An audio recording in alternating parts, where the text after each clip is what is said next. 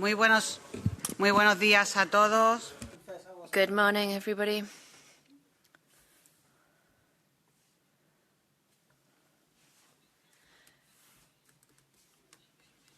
I'd like to start our agenda for the Fisheries Committee.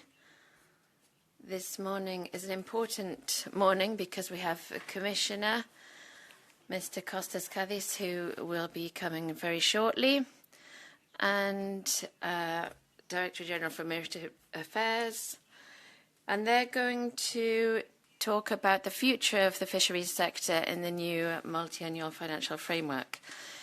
This is a strategic, decisive time when Europe is starting to map out its new MFF for 2027 onwards. And the European Council yesterday already confirmed that will be 2 million funding for fisheries, which really shows up the importance of the sector. We need a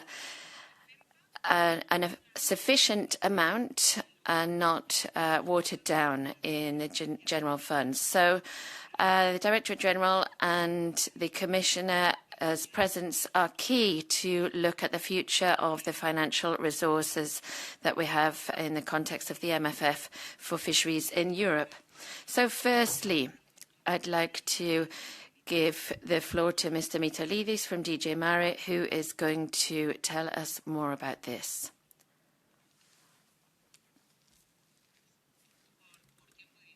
For 10 minutes. Thank you very much. Thank you, Chair. Thank you very much for inviting us. Good morning, ladies and gentlemen, honourable members.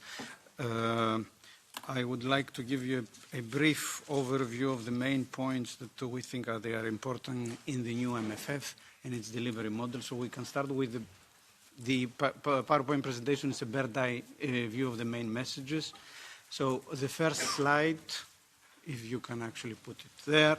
So the Commission proposal for the new MFF entails a profound transformation of the EU budget architecture, focusing on greater integration, flexibility, and effectiveness. This is necessary to address challenges of today and of tomorrow. The main message that I would like to underline here in this presentation is that the support available under the next MFF has the potential to go beyond the 2021-2027 MFF budget. It will be largely up to the Member States to make strategic choices to use at their best the funds available. All our policies and sectors are very well catered for and reflected in the three main funds under the new MFF, providing a strong foundation to support and development. The three main pillars, as you see on the slide, we have first the European Fund for Economic, Social, Territorial Cohesion, Agriculture, Rural, Fisheries and Maritime, Prosperity and Security, that we call it in general, that will finance the national and regional partnership plans. This is, as we call it, the NRP plans. There is the European Competitiveness Fund and Horizon Europe, and the Global Europe Instrument. And on top of that, and we will touch a little bit briefly later on, we have a thematic instrument, a thematic regulation catering for the specificities of our sectors. Member States will have more flexibility to tailor their budget in accordance with their national and local needs in their national regional partnership plans. The NRPs will be designed and implemented in close partnership between the Commission, the Member States, regions and relevant stakeholders. If we go to the next slide, where we have a general presentation of the ambitions of the budget. As I have said, there are important elements that should be taken into consideration. The European Competitiveness Fund and together with Horizon, the totality of the NRP and the Global Europe, that they are most important, those elements are most important for our policies. The fund the NRP includes also a ring-fenced minimum amount of 2 billion euros to be allocated to our policies. The Commission has prepared a non-paper breaking down the Member States' allocations of this ring-fenced amount, which has been, I understand, shared also with the European Parliament and the Council on the 17th of September. The objectives of this ring-fenced amount is to implement some of the core areas of common fisheries policy, including for the support of sustainable fisheries and aquaculture, marine conservation and restoration, as well as the common market organization. This is a minimum, I repeat, just a minimum amount. Member States can top up this amount under the overall envelope that you see there of the NRPF of 865 billion to support additional needs, such as measures in favor of their fisheries and aquaculture sector, of their coastal communities, their blue economy, and the ocean at large. In addition to this, the new instrument is introducing the EU facility, which will help the implementation of the NRP plans. This facility will support actions that can be delivered more efficiently at union level, complementing projects implemented by member states and regions. Areas under the common fisheries policy that can be covered under this facility includes fisheries control, data collection, as well as actions to restore and respond to crises and unexpected events. As I have said, we have also an auxiliary proposal, a thematic proposal. The new architecture of the MFF brings together all policies with a single strategic framework, but the specificities of each policy are addressed through separate auxiliary legislative proposals. This approach is also applied to fisheries and ocean policy with a dedicated proposal that outlines the conditions for implementing the Union support to the common fisheries policy, the European Ocean Pact, and maritime and aquaculture policy. This proposal recognizes fully the need for continuity of the implementation of the common fisheries policy, while emphasizing the emerging needs to support the implementation of the European Ocean Pact. In addition, compared to the current rules, the proposal includes more inbuilt flexibility for the member states and the beneficiaries for the deployment of funding. We are moving from a prescribed eligibility-based model to the one based on needs and performance-based. But there is more in the new MFF when it comes to support on fisheries and ocean policies, and in that respect, I would like to highlight some additional elements. We mention the European Competitiveness Fund, crucial, will foster the competitiveness, sustainability and resilience of the fisheries and aquaculture sector and of the broader blue economy. It will support crucially important elements for the sector like the clean transition and decarbonization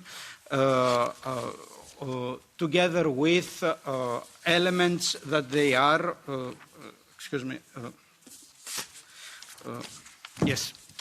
together with elements that they are important for the development of the sector.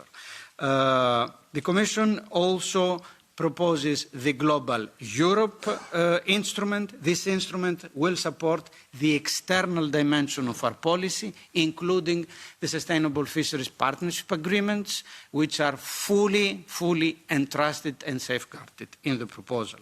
The Commission is also proposing a performance regulation that lays down the implementation provisions for tracking of expenditure and its performance. The do no significant harm principle is embodied in this performance regulation and will apply to the entirety of the EU budget. The Commission will prepare a single and simple guidance for the do no significant harm provisions. So all in all, we think, and then we go to the next slide, please.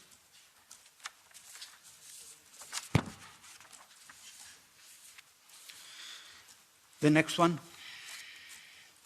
This gives you an overview of the totality of instruments that the Commission is proposing, with the main overview of the sectoral regulations, that they are touching upon all policies of the European Union, and this financial support of the various thematic regulations. All in all, we are convinced that the new MFF, in the new MFF, fisheries will remain the lifeblood of the European coastal communities and economies. The new MFF will build on a closer link between the EU fisheries policy and ocean-based policy, cohesion, and the common agricultural policy. We believe that it will provide a strong support for our sector while helping stimulate the blue economy activities such as aquaculture, tourism, shipping, thus creating jobs, ensuring generational renewal. There are very specific provisions to note here on the national and regional plans for generational renewal of our sector and improving the livelihoods in coastal communities. The new MFF will ensure a robust finance support for EU fisheries and aquaculture, coastal communities, the blue economy, the conservation of the marine biological resources and ocean-related policies, with the potential, we underline again, to go significantly beyond the amounts available in the 21-27 programming period. And with that, I would like to close my intervention. Thank you very much. Muchísimas gracias, señor Mitoli. Thank you very much, Mr. Mitolidis. I'll open the floor for the coordinator, starting with EPP. You have 2 minutes. Mr. Mato, you have the floor. Thank you very much, Chair. It was a disappointing explanation, as I expected. The first clear, strong point I want to make is that we are totally and utterly against the single national plan approach and the 2/3 reduction in the budget for fisheries. And we're going to keep that position that fisheries and agriculture resources shouldn't just stay stable, but should go up with a dedicated structure similar to the current MFF. The Commission's proposal is to cut by 2/3 the funding, and we don't know where the reserved quantity is allocated. In the presentation in July, we heard that €2 billion would be set aside for fisheries. That was said, but nowhere are we actually seeing that, and I'd like to know where that is. The whole structure of the fund is already too complicated. The fisheries budget can't be watered down as part of agriculture or other areas, particularly given the €6 billion that we have currently. This is a cutback of 67%. The Commission has explained and stressed today that this is a minimum reserved amount and that fisheries has access to the 543 million that go into economic, social, territorial cohesion, of which member states can decide to allocate funds to fisheries. And also, they've said that there are various other types of sources under other legislation. The message is very clear. I will say that the CFP, by its very nature, is a really European policy and obviously has to continue to be so. So we are against any change and shift away from the CFP. And we can't have this uneven playing field with national fleets. Otherwise, we'll have member states investing in modernizing their fleets and others who can't do that. And so we'll be competing in a very unfair way under what I've said clearly has to be a European policy. There's also another issue at stake here with fisheries, which we saw with Brexit.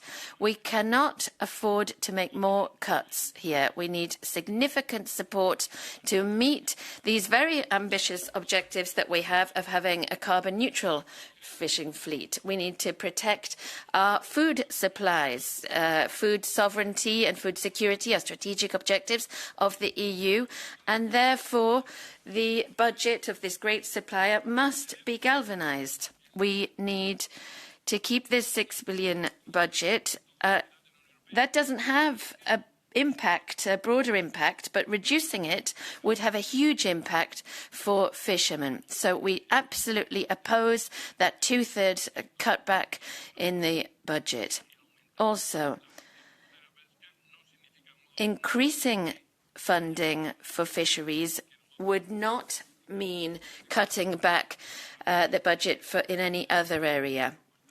I think this proposal needs to be reconsidered and totally and utterly overhauled before it's put to the European Parliament. This is not an acceptable foundation for any kind of negotiation. We cannot accept that all of the progress to date with the CFP be undone through this random, irrational decision by the Commission. And that decision ignores the absolute need for food sovereignty and the key role that fisheries plays in our society. We've fought to have a fisheries commissioner. The challenge lies ahead. Thank you, Mr. Rodriguez. Thank you, Chair.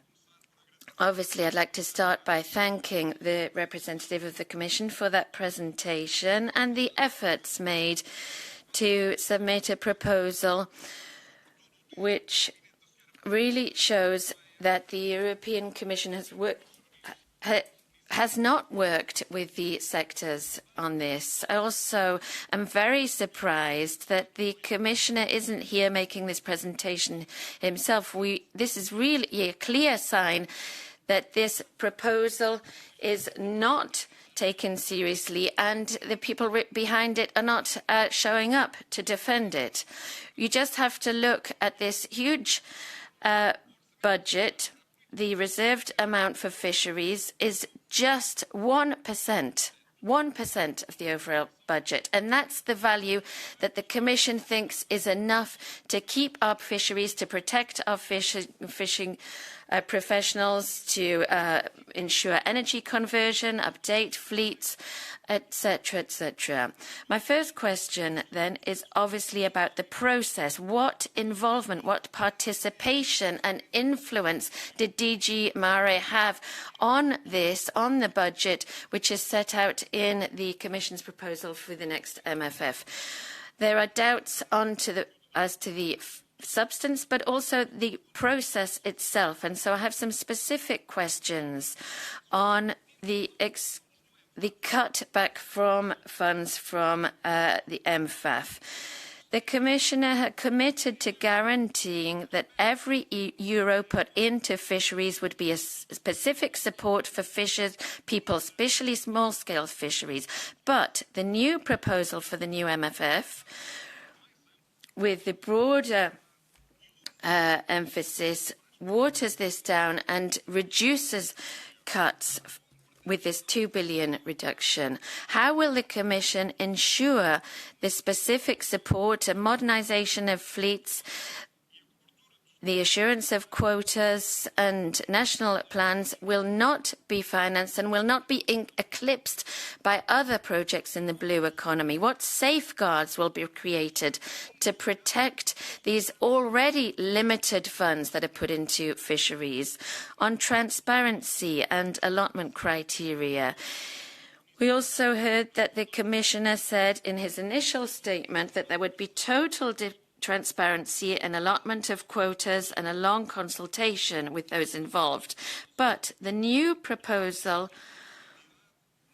gives total discretionary powers to the member states to do this, particularly with regards to vessels of over 2 meters, and there aren't co-financing obligations. To ensure coherence between member states, we must avoid that less developed and further away fleets are more disadvantaged. A third aspect on coherence for the oceans. The European Oceans Pact was presented as a way of coordinating policies that are related to the sea to ensure sustainability in the sector. However, aligning the funds that are put into these could entail duplication of funds and divert funds that are supposed to go into fisheries for other initiatives more related to the blue economy. What specific measures then will be brought in to ensure that key priorities in fisheries don't end up being replaced by other general aims related to the oceans? I have many more questions, but one conclusion would be that this proposal is poor. It is a poor guidance of the policy and the European Commission's approach to the resources it allocates to the seas and its sector. Señora Yamet. Oui, merci, Madame la Présidente. Thank you very much. I think I'm going to join in the chorus we're hearing from my colleagues, because this new MFF is, of course, very bad for the fisheries sector. It's very poor for our food sovereignty as well, which we mustn't lose sight of when we're talking about fisheries. We've divided the budget for fisheries. We've reduced it to a third. We're down to 2 billion, and this is a sector which is already hard hit by the absurd policies from Brussels, and it's likely to sink altogether now. The main obstacle to the survival of our sector is incertitude, a lack of certainty. This is what puts a brake on our fisheries, particularly small-scale fisheries. It means people are less sure, they're less sure about the environment, and costs are rising astronomically, and there's a lot of international competition. So how do you expect our sector to be competitive, and how do you expect it to ensure our autonomy? And what's even more serious, and everybody will be aware of this, and here I'm talking about French fishers, the contribution of France to the EU budget is on a steady upward curve.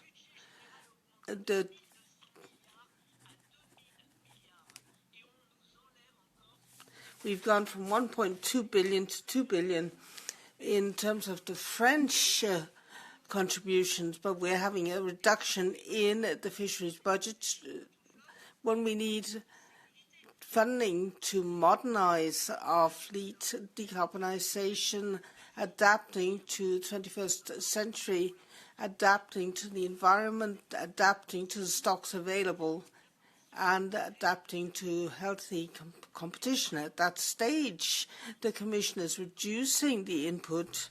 Let's not forget that we have 70% of the consumption.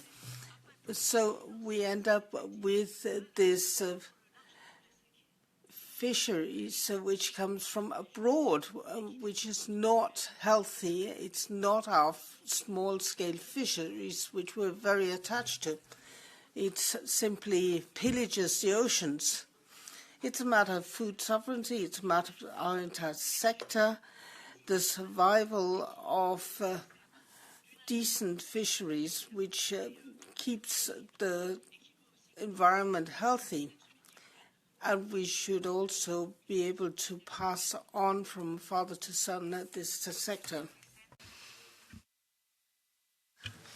Mr. Reeson. Voorzitter. Ik sluit me. Thank you very much. I agree with the resistance from colleagues to the proposal that's on the table. We have a two-third cut. We end up with 2 billion for fisheries. And in the Commission's proposals, the fisheries sector becomes the poor relation. We need to renew the fleet. We need to invest in more selective fisheries. We need to invest in engines with lower fuel consumption. If we look at all these challenges, this is not a time to be cutting the fisheries budget. We should actually be adding to the budget rather than taking away from it.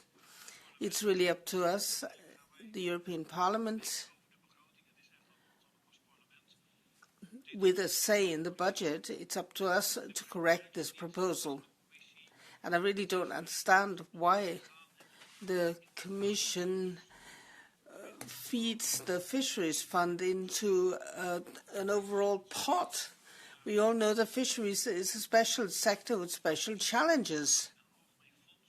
And if you put everything in a single pot, it's simply going to lead to a watering down of this policy. I certainly cannot agree to it. The regulation on the implementation of the fisheries part only has 5 articles, and the objectives set out are very general and very abstract. It looks like that gives member states a lot of wriggle room to decide on where they want to use the subsidies. It sounds very attractive because it sounds like member states can make their own choices, but there's a big risk. And the risk is that we're going to end up with a lot of differences between member states. And the question that I want to ask the Commission is this: how are you going to make sure that we get something resembling a level playing field? I don't think we should lose that. And the regulation raises a lot of questions in the context is what can you give subsidies to and what can you not give subsidies to? Fleet renewal, for example, is not mentioned. So my question to the Commission is it going to be possible in the future to finance renewal of the fleet from EU funds? And if that remains possible, I have to conclude that the limitation that we have at the moment, 24-meter limit, is going to be abolished, which would be successful. This would be attractive, of course, but because the text is so general that I have to ask the question, so what is the situation with fleet renewal, and what about the 24-meter limit that we have at the moment? And then if we say that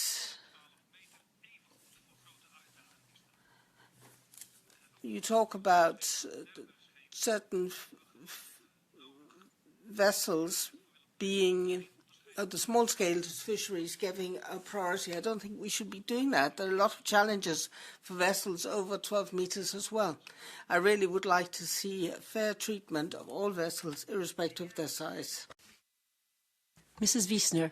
So much, Chair, and thank you so much for the Commission for coming here to the European Parliament Fisheries Committee, where we discuss European fisheries policy and where we, for many years, has tried to frame and really develop this European fisheries policy. So I have 2 remarks and then 2 questions. The first is the risk for renationalization of this European fisheries policy. Many colleagues have mentioned it, but it is indeed one of our greatest concerns, because there is really a potential that we end up in a situation with a very little level playing field and a lot of national plans with very different content, creating very different conditions for the European fishermen and fisherwomen all across Europe. And for my second remark is that we also spent the first year in this House of this mandate to discuss the Ocean Pact. I think it was my colleague Andre from S&D that also phrased it very well.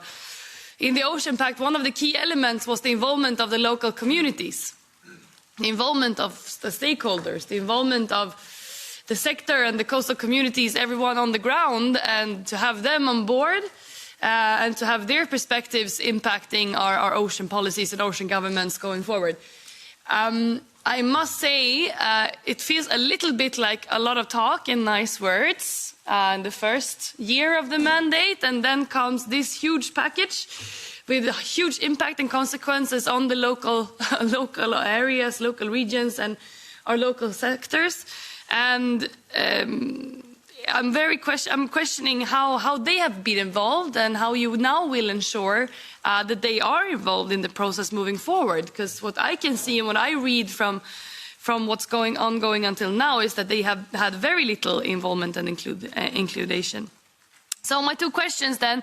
The first is this level playing field. It's been raised by many questions. How will you ensure level playing field and equal conditions for the fishermen, and in the same time having these flexibilities on member state level that you propose? I think we all have been echoing the same question, but I think that is the key one.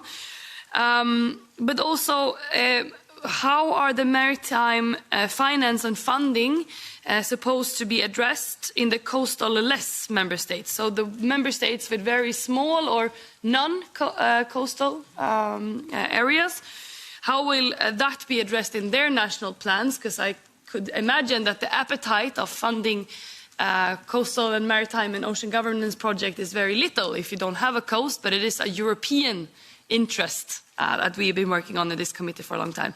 And then maybe I add a third bonus question regarding the Ocean Pact and the involvement of the local communities.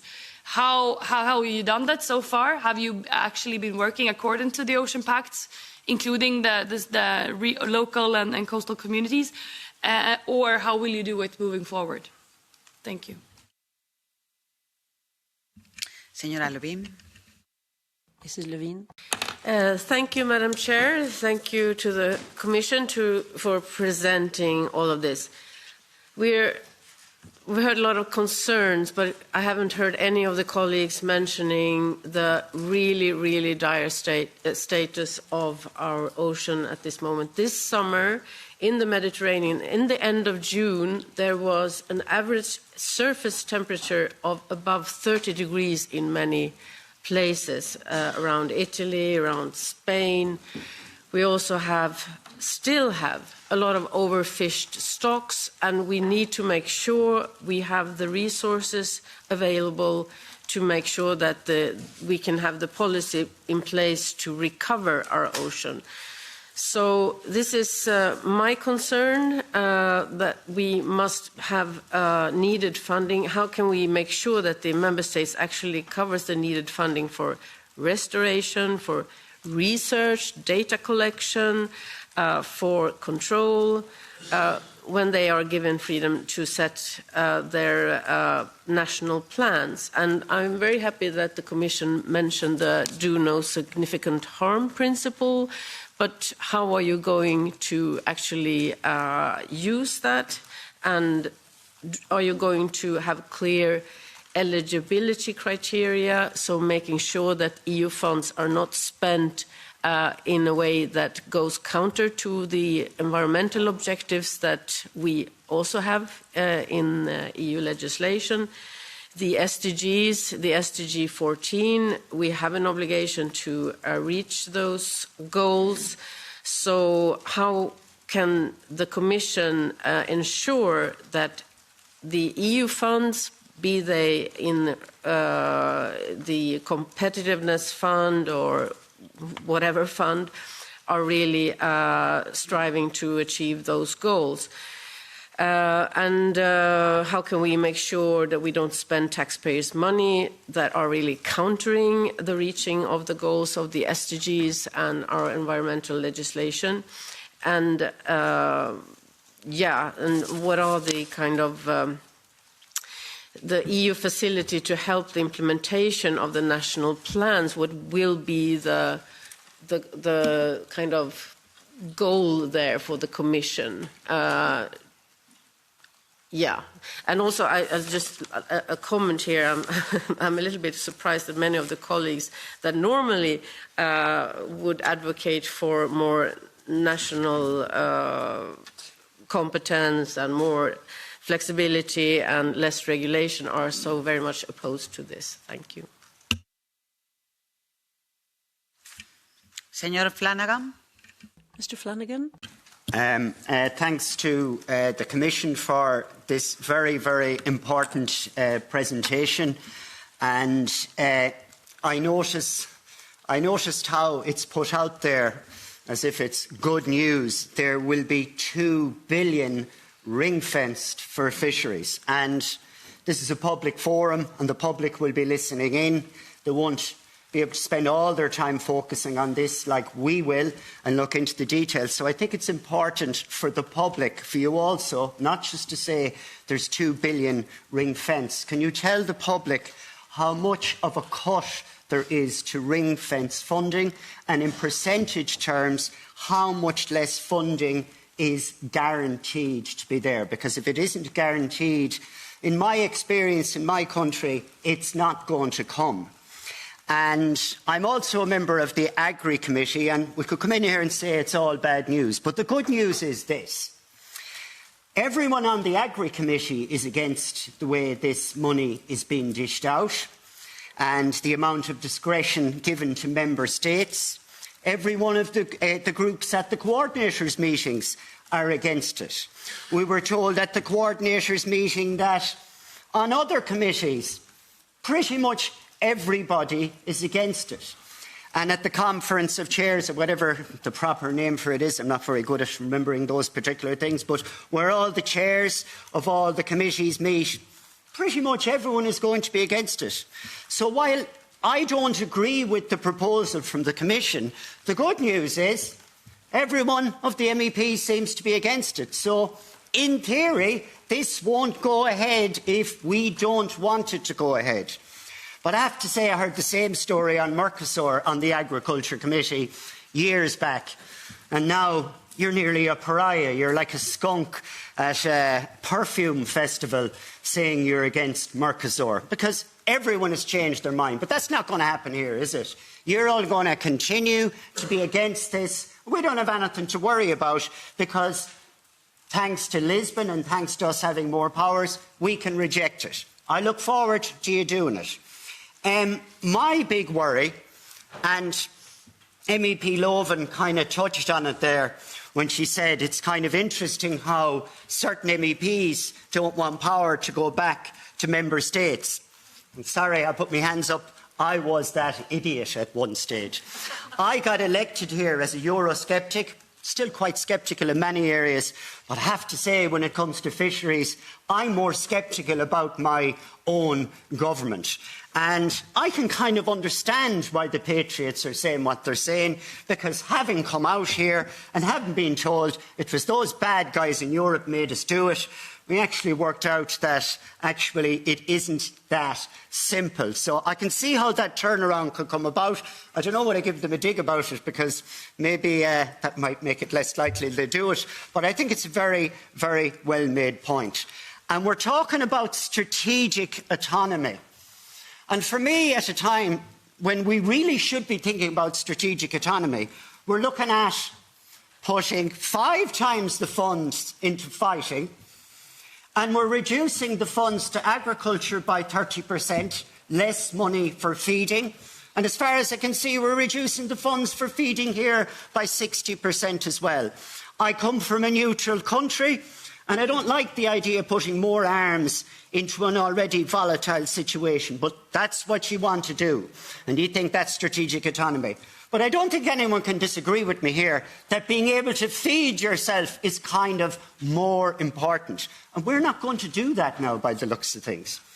In relation to MFAF funding, our standalone fisheries funding programme, it will disappear into the NRP fund. And we know member states will have little or no discretion over this. 2 questions. If member states have discretion to allocate funding to small-scale fisheries, how will you ensure that small-scale fisheries and their representative bodies, such as producer organisations, can access funding easily and directly under the new MFF, particularly in light of the existing difficulties of access to funding under MFAF for small-scale fisheries? And just a short question, how will you ensure How will you ensure that EU fisheries subsidies are fair and transparent and directed towards sustainable fisheries and restoration of marine ecosystems? It would be good to get an answer on that. And say it again, it's great news. You're all against it. I look forward to you being consistent on that. Señores diputados, los Honourable members, the coordinators have taken up a lot of time, so we don't have a lot of time at our disposal. So the other MEPs will only speak for 1 minute. I'm going to be very strict, but with Commissioner Kadis, we'll be able to continue this discussion. He's coming at 10 a.m. So please be disciplined when it comes to the use of speaking time. So we're going to start off with Mrs. Lekalinek. Yes, thank you very much, Madam Chair. As you certainly know, the future budget for 2028 to 2034 finds unanimous opposition here in the Parliament. It calls into question the very foundations of the EU. It turns its back to the ambition of food security and food sovereignty. And contrary to what some are trying for us to believe, funding allocated to agriculture and fisheries has gone down. So we're supposed to be happy with the paltry €2 billion allocated to agriculture and fisheries. It was 3 times more from 2021 to 2027. Now, fisheries should at least be able to innovate and to be able to boost the competitiveness pillar. It seems that we should be able to do that, but there is going to be a lot of competition. A lot of people will be angling for the money, and it will have to cover a lot of activities. So what's going to happen to fisheries? Now, on the form, now the member states have more of a role to play with national and regional plans, for better or for worse. And in theory, overhauling the fleet, which could be up to €36 billion, seems to be eligible. But what are the conditions? What are the strings attached? And will we be able to do this without changing state aid rules? There are references in the recitals of the regulation to the outermost regions, but there doesn't seem to be anything to offset extra costs. So how will the European Commission take into account the specific nature of these outermost regions? It seems that the budget here is not all right, because it gives back power to the member states, which means it doesn't really deal with the principle of a European fisheries policy. This is just the beginning of the negotiations, and I hope that you will listen to what we have to say. Mr. Arnautoglu. Ladies and gentlemen, the DG responsible for fisheries wants to reassure us by talking about opportunities that comes from other funds. But the future of this primary sector cannot just be based on wishes and promises. We have to make sure that we look at this. National and regional plans will just lead to more bureaucracy, uncertainty and exclusion. I have a very direct question, because I'm going to be asked very direct questions when I go and meet the fishers in Chios next weekend at a conference. Who is going to make sure that Greek fishers that are grappling with increased costs and less fish, how are they going to fight against illegal fisheries by Turkish fishers? And how are they going to fight against climate change? How are they going to really benefit from this? There is a lot of competition. And so the question is, will the EU help our fishers? Will it stand by their side, or will it let them fall by the wayside once again? Thank you very much for sticking to your speaking time, Mr. Smith. Dank u wel, mevrouw de voorzitter, collega's. Thank you very much, Chairman, colleagues. Thank you to the Commission for the presentation. This MFF proposal gives rise to serious concerns within the fisheries sector, as has already been said, because the communication talks about a ring-fenced amount of 2 billion, but it's not in the legal text. And that means a lack of certainty for the sector. So are we talking about binding financial sector? Are we talking about something legal? Reducing by 2/3 from 6 to 2 means that fishers who want to invest in lower carbon and more selective fisheries need certainty. At the moment, we're seeing that an overall increase of the budget, but the bit for the fisheries sector is being reduced. And this money that's been set aside can be used for offshore energy all of a sudden. How can we make sure that this money actually goes to the fisheries? We need low energy vessels, even above 24 meters. We need more selective fisheries, but it's not going to be possible with this money. Fisheries is a European area, which is not the case with defensive. And we really need to make sure that we have the amount and we know what amount we have. Mr. Christensen. Thank you very much, and thank you to the Commission for presenting this proposal for a budget. There are a lot of problems with it. I agree with what's been said.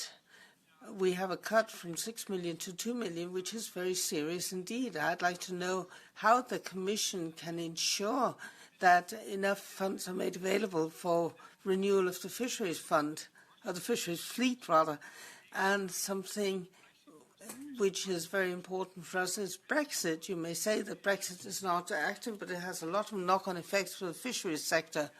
How can you make sure that the funds can be used by European fishers who are still being affected by the Brexit situation? Thank you. Señor Lupo. Mr. Lupo, thank you very much. I think that the Commission proposal betrays not only the European Parliament's will, but also fishers' expectations and the expectations of the families of these fishers and European citizens who still want to buy fish to feed themselves and to feed their children. Fish cannot become a luxury food item only for the wealthy. There has been a terrible impact on the sector and on the food for our citizens and their children. We were hoping that the fact that President von der Leyen appointed a commissioner responsible for fisheries was tantamount to bolstering fisheries policy, but obviously we made a mistake. So we've got funds, but this is a blow to the European fisheries policy through these national plans. We don't need this. We don't need 27 national plans. We need one big EU fisheries policy. Thank you. Gracias, Presidente.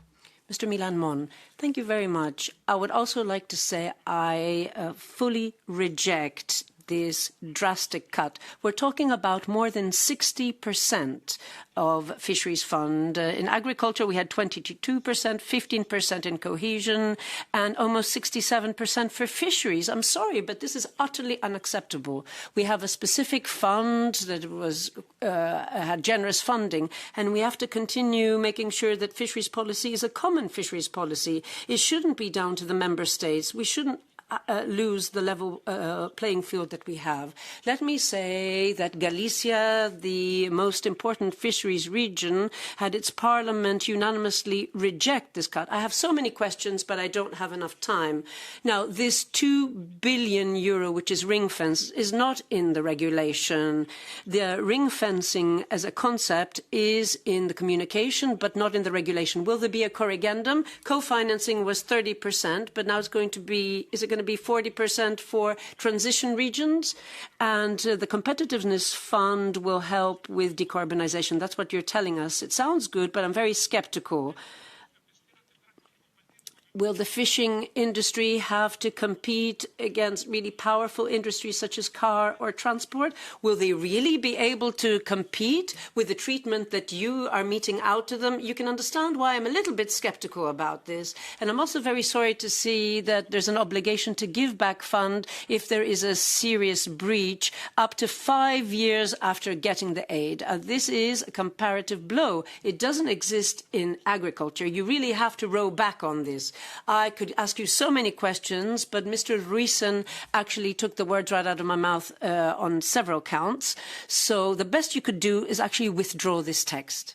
And now the last speaker is myself. I'm putting my MEP cap on. I'd like to say that I'm fully against this because of the 67% budget cut, because of renationalization of funds, and also because the European Commission hasn't understood that the best weapon to defend itself that a society has is food. You really haven't taken this into account. You haven't factored this in at all. And of course, it doesn't make any sense whatsoever to take this approach. Money that you take from countries then goes back to the member states. The best way of investing in fisheries is to take a common and joint approach at EU level. We know that the Commissioner is against. He hasn't said it publicly. He cannot. But he is against this €2 billion. Any Commissioner that prides himself in being a Commissioner would be against this paltry sum. And I hope that we'll be able to help him reverse this. Thank you very much. You have 5 minutes for your reply. Madam Chair, thank you very much for all the positions, questions that have been put forward from the honourable members. I'm not going to pretend that I will be able in 5 minutes to reply to all the questions, but bear with me. I will try to give a general overview of some of the most critical issues that I have taken note. The most important thing I would like to repeat again that the €2 billion is a minimum amount. There is a minimum amount from some type of CFP policies interventions that they are financed. The rest, member states have the obligation, the opportunity, the possibility to go beyond by providing support to the sectors in line with the common fisheries policy objectives and in line also with the Ocean Pact deliverables that they have been committed. So, importantly also it was mentioned the way the process will actually take place and how we will ensure level playing field. I want also to remind that the delivery model of the new NRP is set on the basis of orientations of general policy principles. So you have the European semester, you have, for example, the nature restoration law, you have the obligations to achieve, according to the regulation, certain very clear obligations that they come from the common fisheries policy. Member states will provide their plans.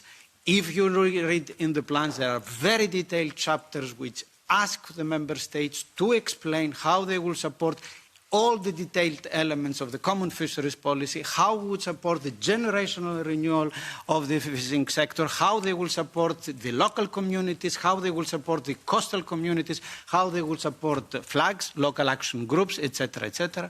And the Commission will examine the proposal in its totality in order to be able to provide its view whether it can be accepted or not. So we will ensure level playing field by the fact that we are going as Commission to examine the proposal that the Member States is going to bring in front of us.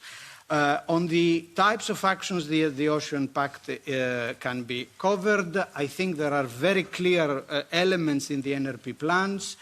Conservation of marine biological resources, restoration of marine environment, management and innovation of fisheries and sustainable aquaculture, maritime security, maritime spatial planning, all the elements that the Ocean Pact has, they are into the national and regional plans. There were quite a lot of questions about the types of interventions. Again, what it was possible to be financed under MFAV will continue to be possible to be financed under the NRPs. So what it is, as a general provision, of course, is that we have to comply with the common fisheries policy obligations, and we have to be WTO compliable on the type of investments that we are giving to our sector and to the blue economy. Another set of questions, I think, they were also about the possibilities of especially innovation or decarbonization. We have both innovation and decarbonization in the national regional plans, and it was mentioned at the Competitiveness Fund, which gives a wider possibility to support the crucial elements of moving the industry into a new direction. On the outermost regions and their specific nature, the national and regional plans have a specific chapter on the outermost regions development. The 3 member states concerned are going to be requested to provide the necessary information on how they will support these specific areas on the delivery model that they want to build. And there are very specific rules into the NRP on the type of support. As far as, again, the MFAF is concerned, they have been transposed, moved to the type of support that we have for outermost regions. They have been transposed to the NRP proposal. And then the overall element of co-financing rates, aid intensity, why we are putting aid intensity higher for the small-scale coastal fisheries, I think there is an underlining understanding and Commissioner's very strong position of the need to support the small-scale coastal fisheries. And in that context, the Commission felt that it was important to put on this specific thematic regulation, this specific highlight that the support can go up to 100%. And then as far as the rules are concerned with the CFP policy, the thematic regulation again repeats, copies, moves from the MFAF, the basic principles on how we are providing support. We are not going to finance, for example, IUU fishing activities, and this is clear. So all in all, again, we underline that the new proposal is offering flexibility not only to the member states but also to the beneficiaries, while providing the necessary possibilities for the member states to provide significant amount of support for our sectors and to address the new challenges that we have in front of us. Thank you very much. Muchas gracias, señor Mitolidis. Thank you very much, Mr. Mitolidis. I can imagine that it's not the last time that you'll be coming to explain all of this over the next 2 years. We really appreciate the explanations you've given us. We're going to have to take a short break while we wait for the Commissioner, and then we'll be able to have the opportunity to continue talking about the same topic. I'd like to thank Mr. Mitolidis, the Commission, and the members of this committee. Thank you.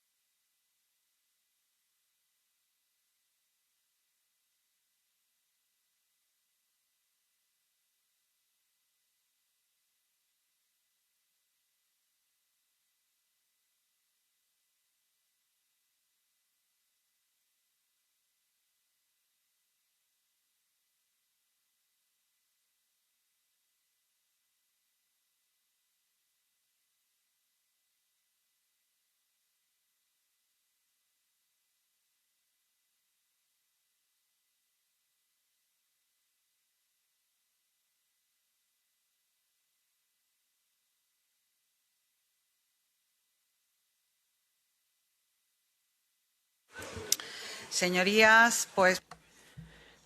Honourable members, ladies and gentlemen, let us restart our meeting. As you know, we just heard from Mr. Mitolidis talking about the financial framework. We were supposed to meet the Commissioner in July because of the adverse circumstances in July, but he's here with us this morning, and that is why we'd like to extend a very warm thanks to him. Commissioner, thank you very much for coming to this committee again. Thanks for coming to listen to the key issues issues and questions that we'll have, including on the MFF. I'd like to thank the Commissioner and his team, and I'd like to give him the floor for 15 minutes so that you can explain the MFF, and after that we'll be able to put questions to you. Mr. Kadis, Commissioner, thank you very much for meeting us here in the committee. You have the floor for 15 minutes. Thank you very much, dear Carmen, honourable members. Let me start by apologising again for not making it to our previous appointment back in July. Unfortunately, I had to cancel my participation in the PECH committee due to the adoption by the College of the MFF package the same day. I'm glad, though, that we could quickly find an alternative date, and I'm extremely happy to see you all again today and to have this exchange with you. Since we last met in February, we have progressed with the implementation of my mission letter, intensified our outreach to stakeholders and coastal communities, in many cases with some of you. We have also addressed pressing challenges and delivered on key priorities. And your support in this endeavour has been invaluable, and I would like to sincerely thank you for this. Let me mention just a few examples. I had the first Fisheries and Ocean dialogues, participated in my first youth policy dialogue, launched our new EU-wide aquaculture campaign, and held the first implementation dialogue on maritime spatial planning. A second implementation dialogue on small-scale fisheries will also soon take place. We successfully negotiated a landmark agreement to combat not sustainable fishing practices by non-EU countries on fish stocks of common interest, which was formally adopted by the Council just yesterday. And let me once again congratulate the rapporteur, Mr. Bayada, and all shadow rapporteurs for their excellent work on this important file. We reached an agreement with the UK on full reciprocal access to waters until 2038, which provides legal certainty and long-term stability to our fishers, for fishers on both sides of the channel. We made tangible progress in the implementation of the control regulation by introducing derogations for the unsorted pelagic fisheries sector in certain ports and advancing work on the next delegated and implementing acts. We signed a new protocol with Ivory Coast and the Cook Islands that resumes our cooperation under the fisheries partnership agreements. And delivering on my promise to directly meet with fishers and to travel to all member states by the end of the mandate, I have already visited coastal and fishing communities in Italy, Spain, France, Sweden, Denmark, Cyprus, Malta, Ireland, Greece, Belgium, Finland and Poland. And I would like to sincerely thank those of you who have joined me during these missions. We share the same goal of supporting our fishing sector, and it is important that we pass this message of support together. Dear colleagues, we actually reached our real cruising speed in June with the adoption of the European Ocean Pact, one of the key deliverables of my mandate.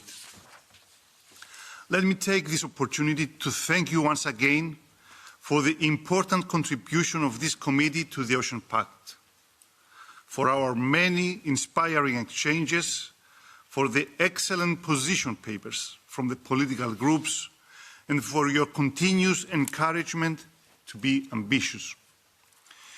In preparing the Ocean Pact, we considered many of your suggestions and reflections, and I was pleased to hear many positive reactions during the July plenary debate in Strasbourg. Both the European Ocean Pact and the UN Ocean Conference in Nice have created an incredible momentum for ocean action. It will now be our joint responsibility to keep this momentum going. The preparation of the Ocean Pact was a collective exercise across the institutions. The same collective effort is now needed to implement what we announced in the Ocean Pact.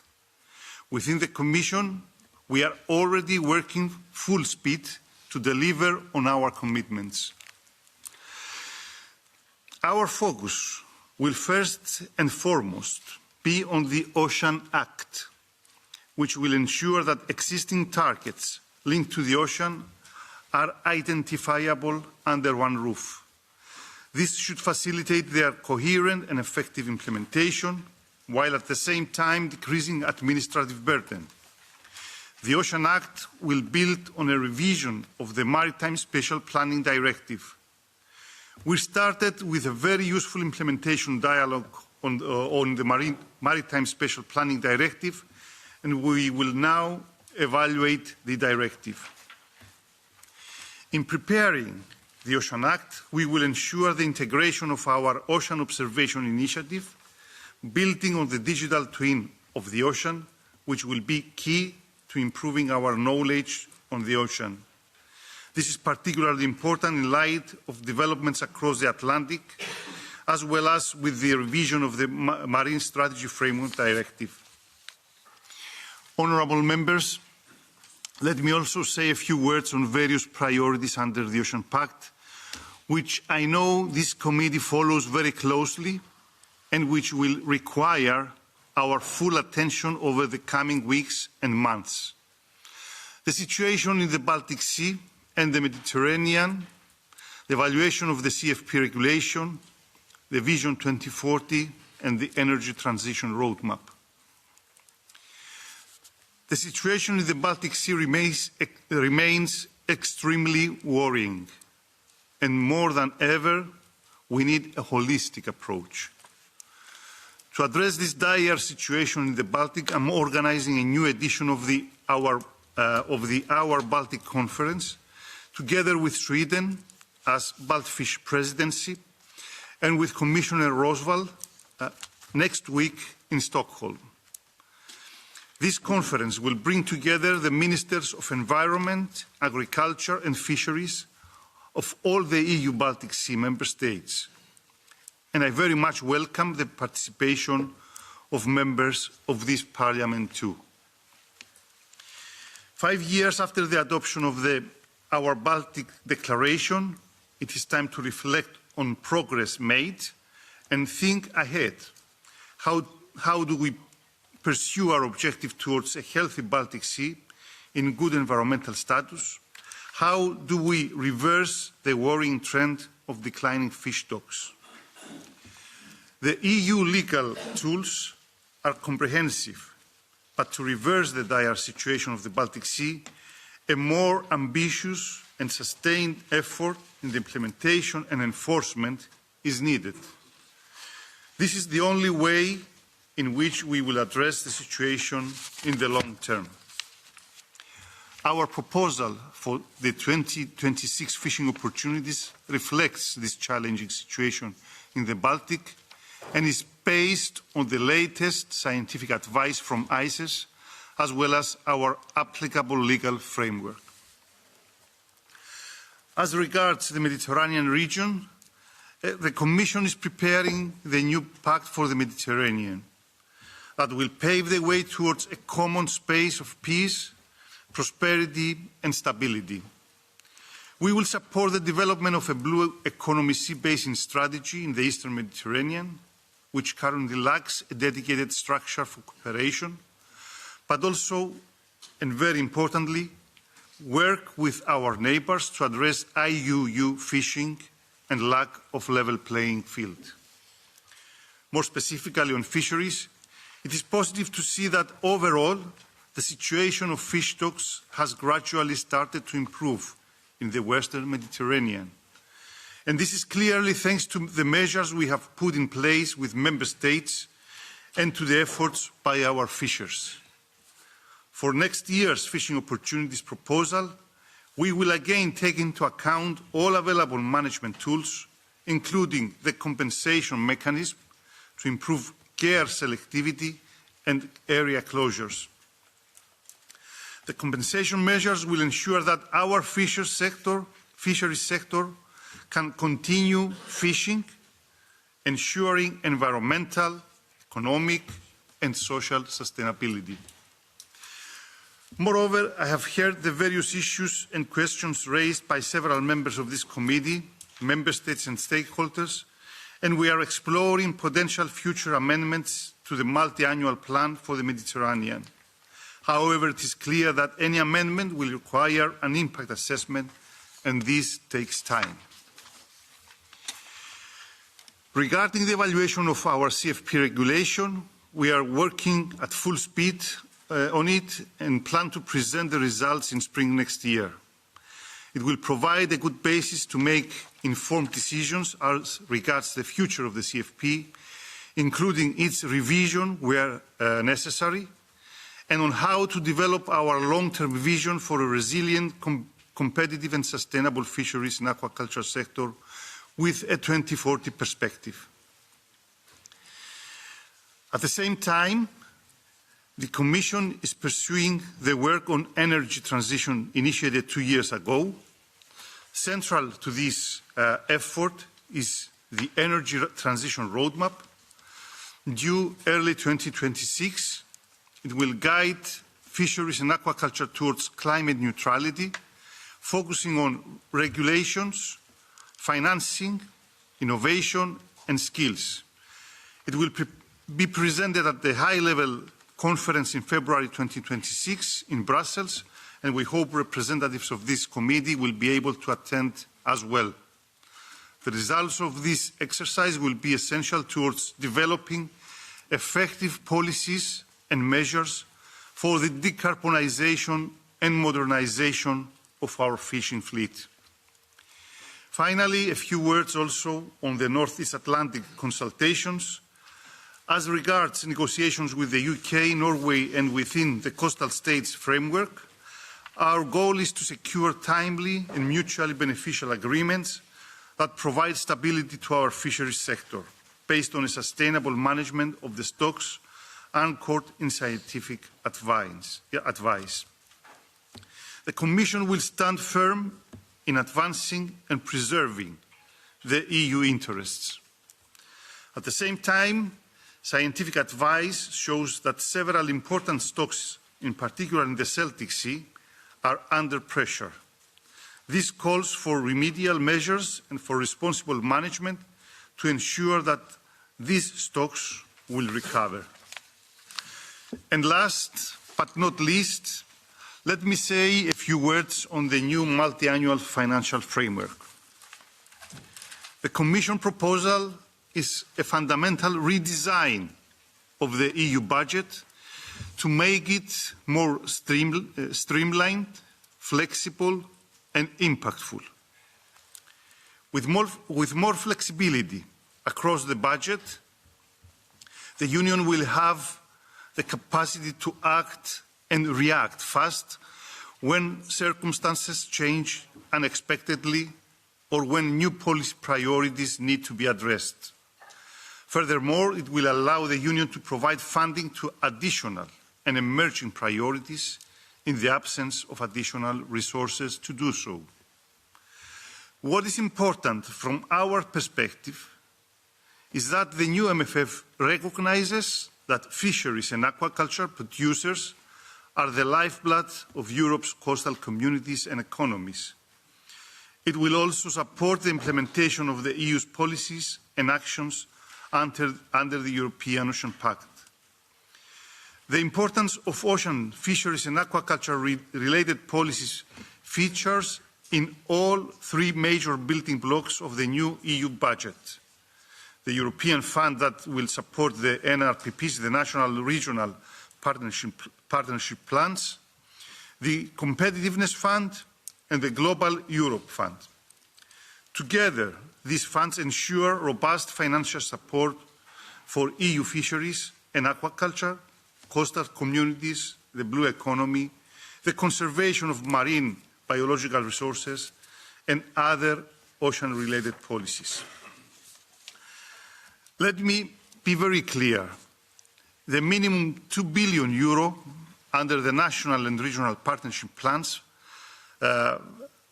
Fund are only the starting point. It is a minimum amount. Member States will be able to top it up to support additional needs, such as measures in favour of the fishery and aquaculture sector, the coastal communities, the blue economy, and the ocean at large.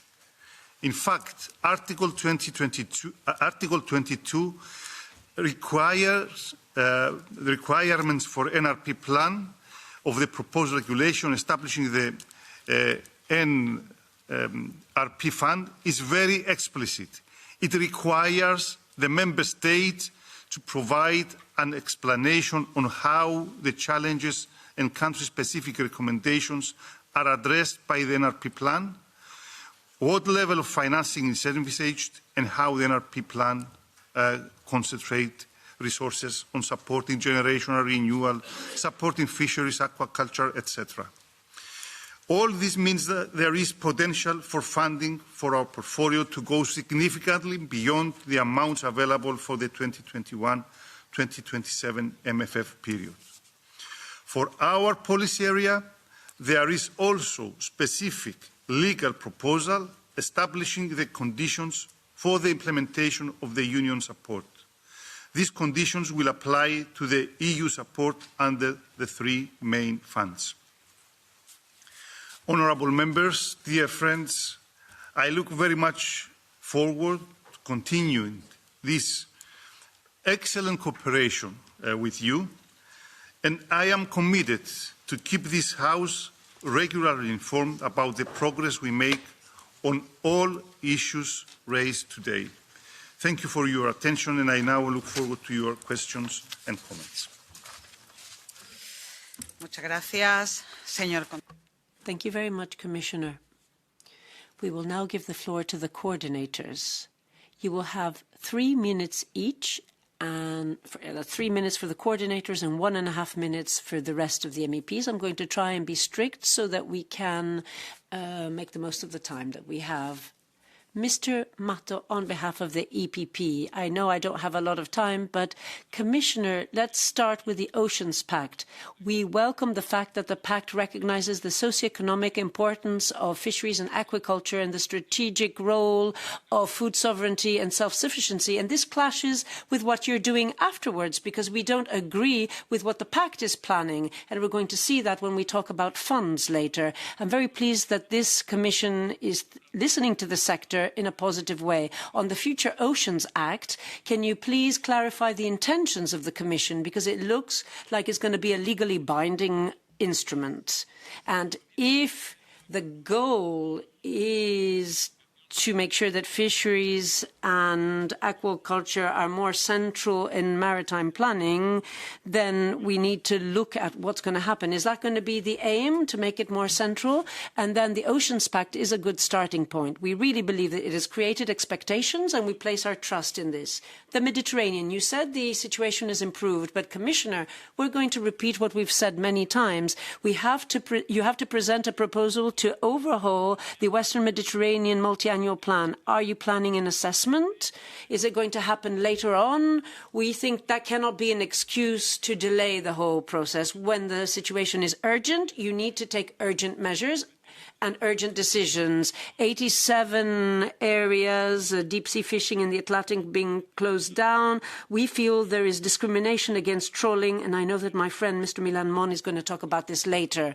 Now, in the MFF, you achieved something very difficult in this committee, which is unanimity. We're all against the single national plan approach and this 67% budget cut for fisheries. So, Commissioner, I understand that you are making efforts, but we also made huge efforts. We wanted a commissioner just for fisheries, but we wanted him not to resign himself. And you are resigning yourself to this. You cannot defend what cannot be defended. €2 billion, that's a paltry sum. I understand that the situation is difficult, but it's going to be even more difficult for fishers. So the European Commission has to reconsider its proposal and unveil a package which is radically revised before negotiations with the Parliament, because this is not an acceptable basis for negotiations. Now, on the reform of the CFP, I know that you're carrying out an evaluation. We're expecting it around spring, and this will lay the groundwork for revision.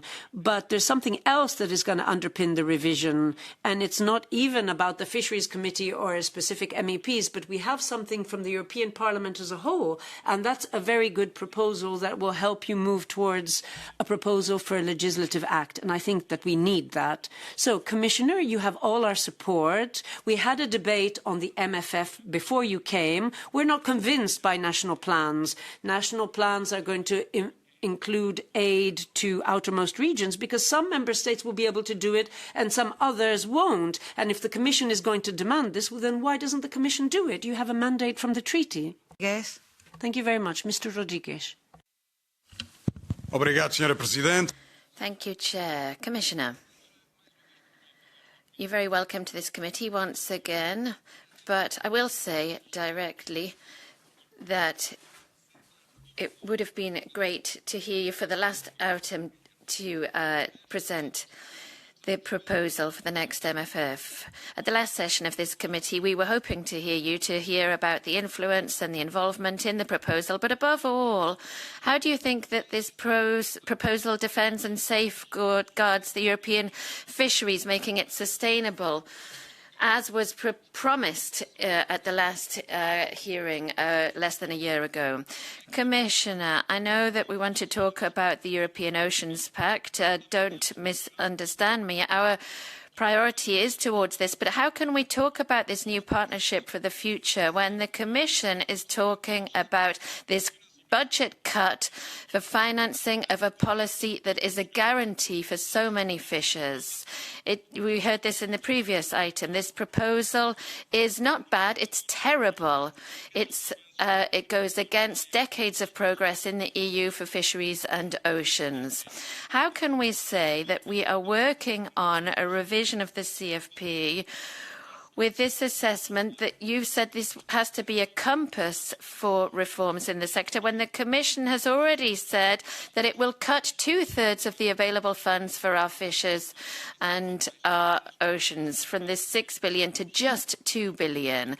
How can we state that we're going to support small-scale fisheries and coastal communities when we have this budget cut?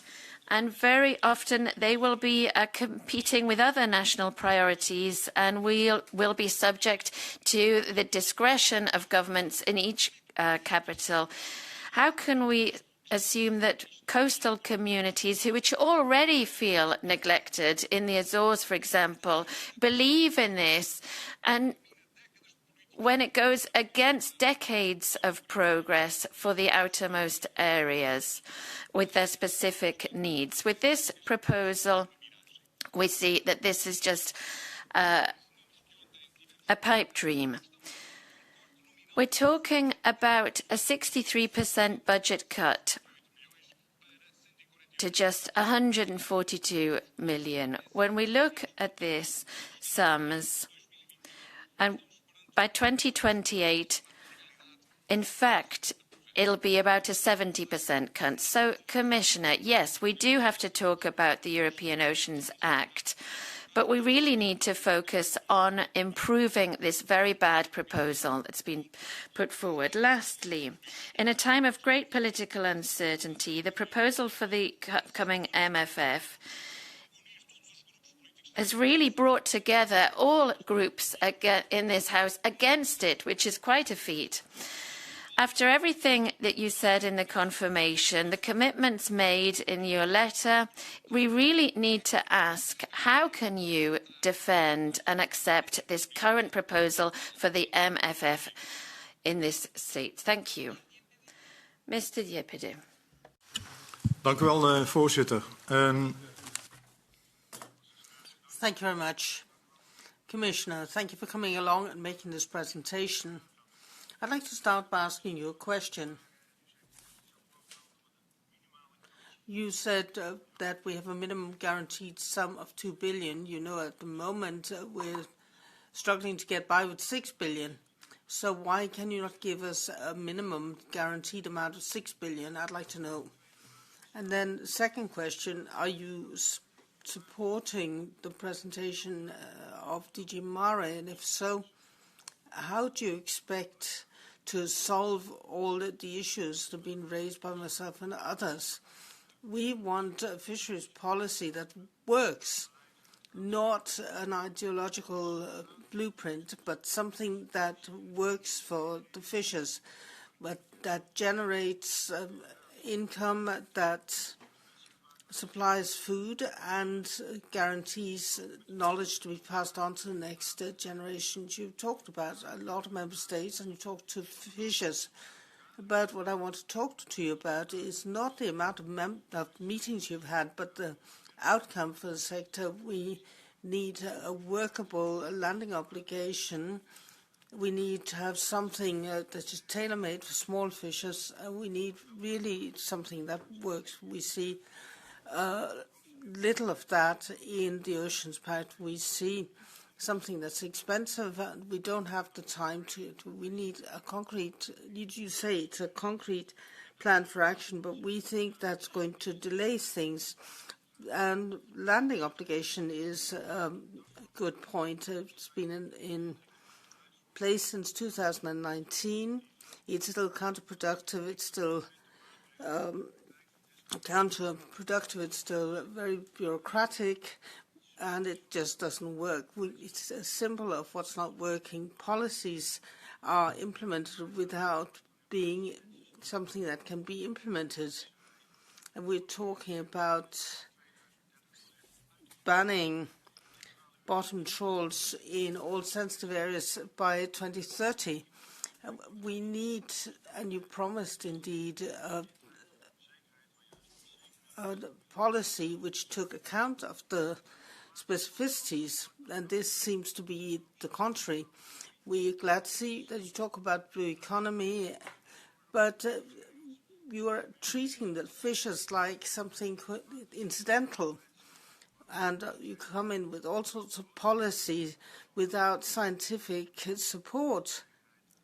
You say that bottom trawls have to be banned, but what about food and how about the future of the sector? We need to use the funds that we have at the moment. We need to have better access to innovation. We need simplified controls. We need to be able to invest in technologies which actually work at sea. We don't need a vision for 2040. We need oxygen in 2025. We don't need a pact that's going to be rolled out. We need a policy which is going to let them do their work. Dank u wel, voorzitter, en dank aan de commissaris voor zijn komst. En voor... Thank you very much, Commission, for coming along. And thank you for setting out your plans and your activities. You took some good initiatives on Monday, and you showed that you want the best for the fisheries sector. But in the meantime, we do have the MFF, and I'd like to focus on the MFF today. And my question to you is this. Don't you get the feeling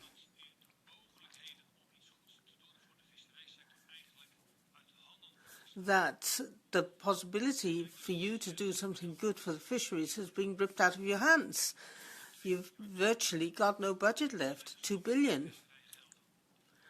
And the sovereignty that you have over the fisheries funds is being taken away as well, because we now have a regional fund and the fisheries fund is part of that. So DG Mare, I think, is going to have very little control. And the other thing that concerns me is that the regional plan is linked to all sorts of broad and general policies, such as increased competitiveness and so on. And the Commission has to approve these plans, so it gives a lot of power to the Commission.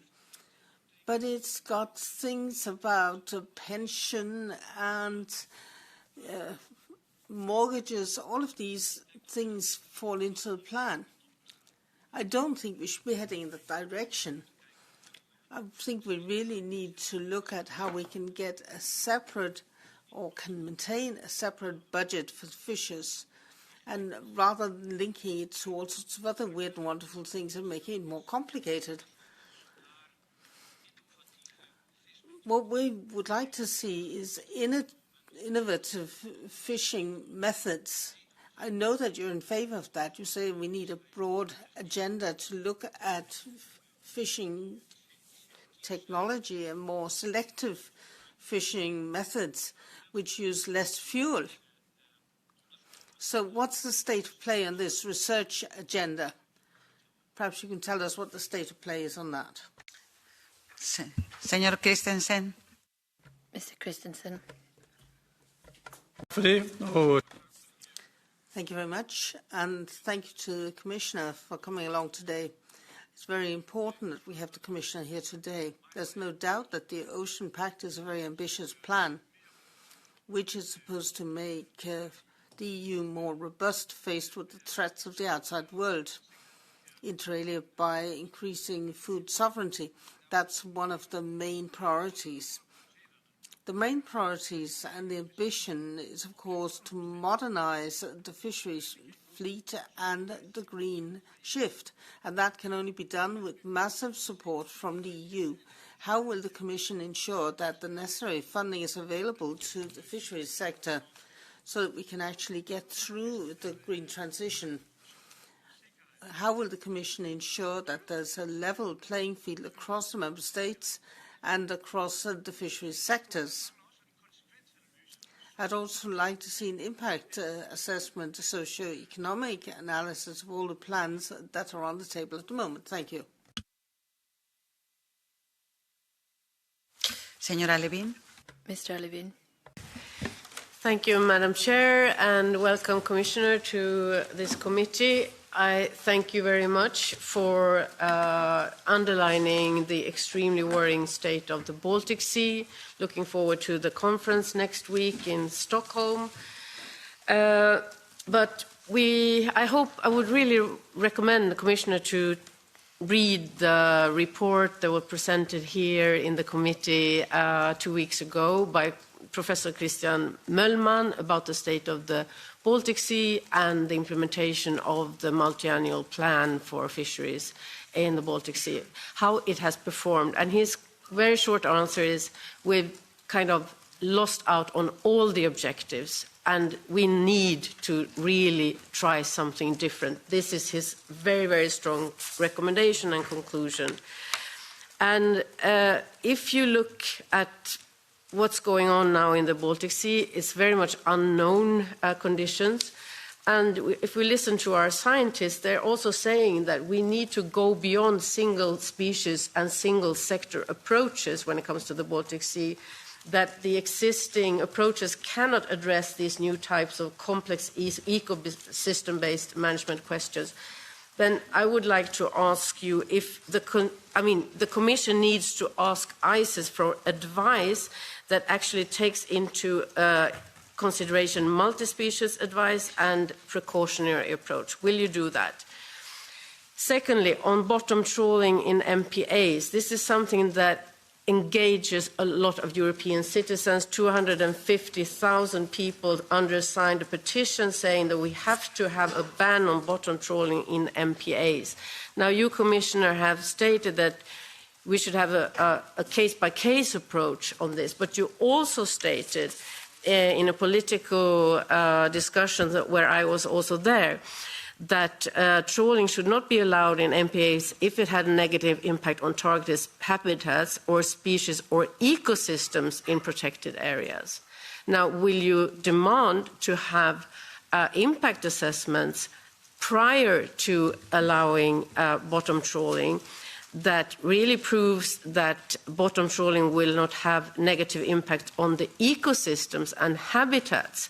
Because this is also what is required in the Habitat Directive, Article 6.2 or the 6.3 that only says that we should only allow activities in MPA if they don't undermine the site integrity. I think this is extremely crucial also for the credibility of the EU fisheries policy and the Ocean Act, that citizens can see that the EU takes this seriously. There's a number of reports around this. David Attenborough's recent film, which highlights the destructiveness of bottom trawling, is one example. So can you guarantee that there will be impact assessments prior to allowing this? Thank you. An ecosystem approach. Señor Everding. Sehr geehrter Herr Kommissar, schön, dass Sie heute bei uns sind. Auch ich habe.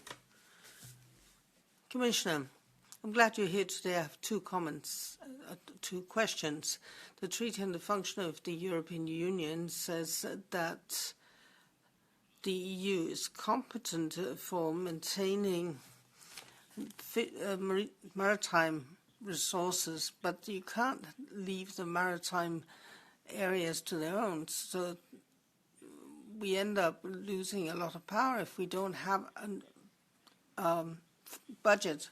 So it's a pity that the MFF doesn't have anything set aside and ring-fenced for the maritime environment. And my question is, how can you do the task that's been set out for you without having a budget? Because we have to consider that there's a high risk that subsidies which damage the environment will continue to apply.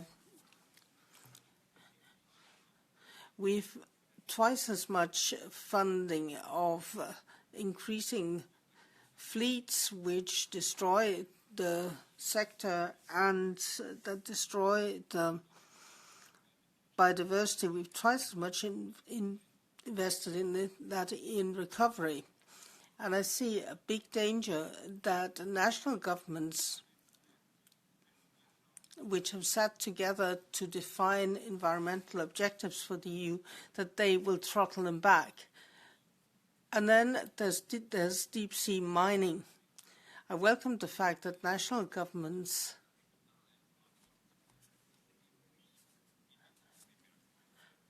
will not be allowed to finance deep sea mining from these regional funds. And I'm wondering whether that ban also applies to the Competitiveness Fund or whether that leaves a loophole open for deep sea mining. Thank you. Pasamos al eurodiputados, que contará con the MEPs now who have 1.5 minutes, EPP. Thank you very much and welcome, Commissioner, to the PECH Committee. I wouldn't like to be in your shoes after the announcements of the President of the Commission on the CFP. We have real concerns on this drastic cut in funding to fisheries, particularly because it gives powers back to member states. And this really undermines the policy of a common fisheries policy in the EU. We heard of the Ocean Act. What financing will be devoted to that under the CFP? The ocean observation is really prior to all decision. We need to base this on scientific research. Could you tell us more on the dashboard, the time frame, and what the Parliament will hear of this? This Act should look into certain directives, strategies for marine environments, birds and habitats, nature restoration. Will there be an assessment of all of these and to merge perhaps this text according to sustainable development, social economy and environment, so as not to condemn European fisheries but to fight illegal fishing? Thank you. Thank you. Mr. Arnautoglu, S&D. A microphone, please. Microphone for the speaker.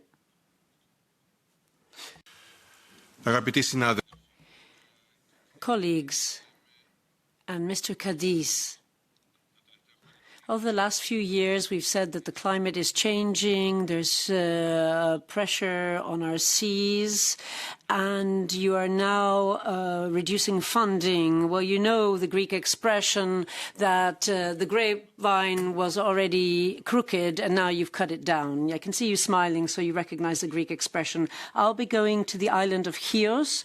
I went to Corfu recently, and in my travels, I get the same questions all the time, and that's why I'm going to put them to you, because when I go to Chios, I'm sure I'm going to get the same questions. How will the Commission make sure that small islands with their special needs and restricted infrastructure will be able to harness the funding in this new fund within the framework of the new MFF? Given that small islands usually have small-scale fisheries, will there be specific support to help them survive vis-à-vis big fleets? I'm sorry, I think I'm going too fast for the interpreters as the speakers. Now, when it comes to getting products to markets and supply chains, the cost is disproportionately high in islands. Are you planning any measures to offset these extra costs so that we don't suffocate and stifle these fishers economically and financially? You can see what the situation like is in Greece. You can see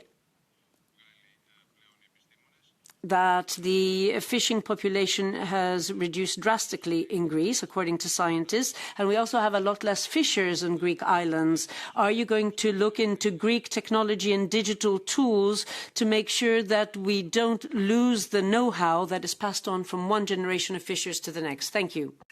Mr. Jamet. Oui.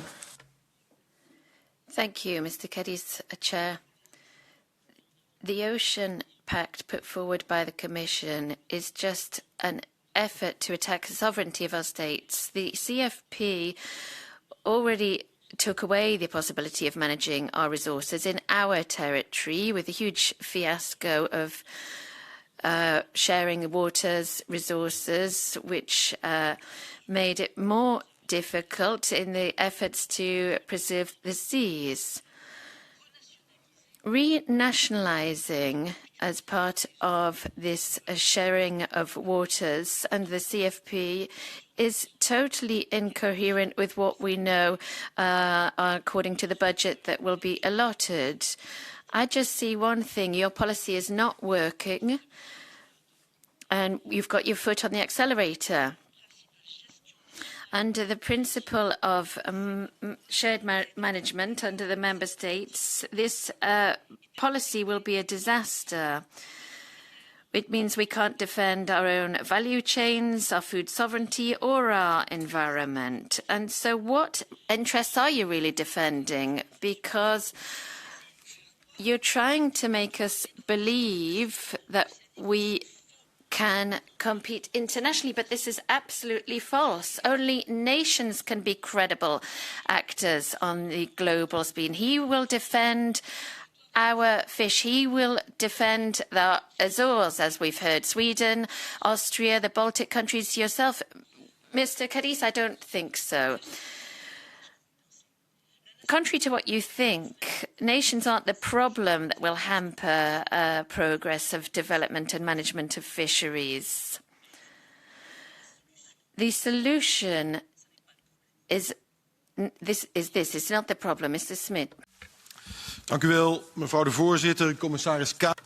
Thank you very much, Commissioner Kadis. Ladies and gentlemen, we have the biggest exclusive economic zone in the world, so we should take the lead for food sovereignty, for competitiveness, and for protecting our coastal communities. In the Netherlands, where I come from,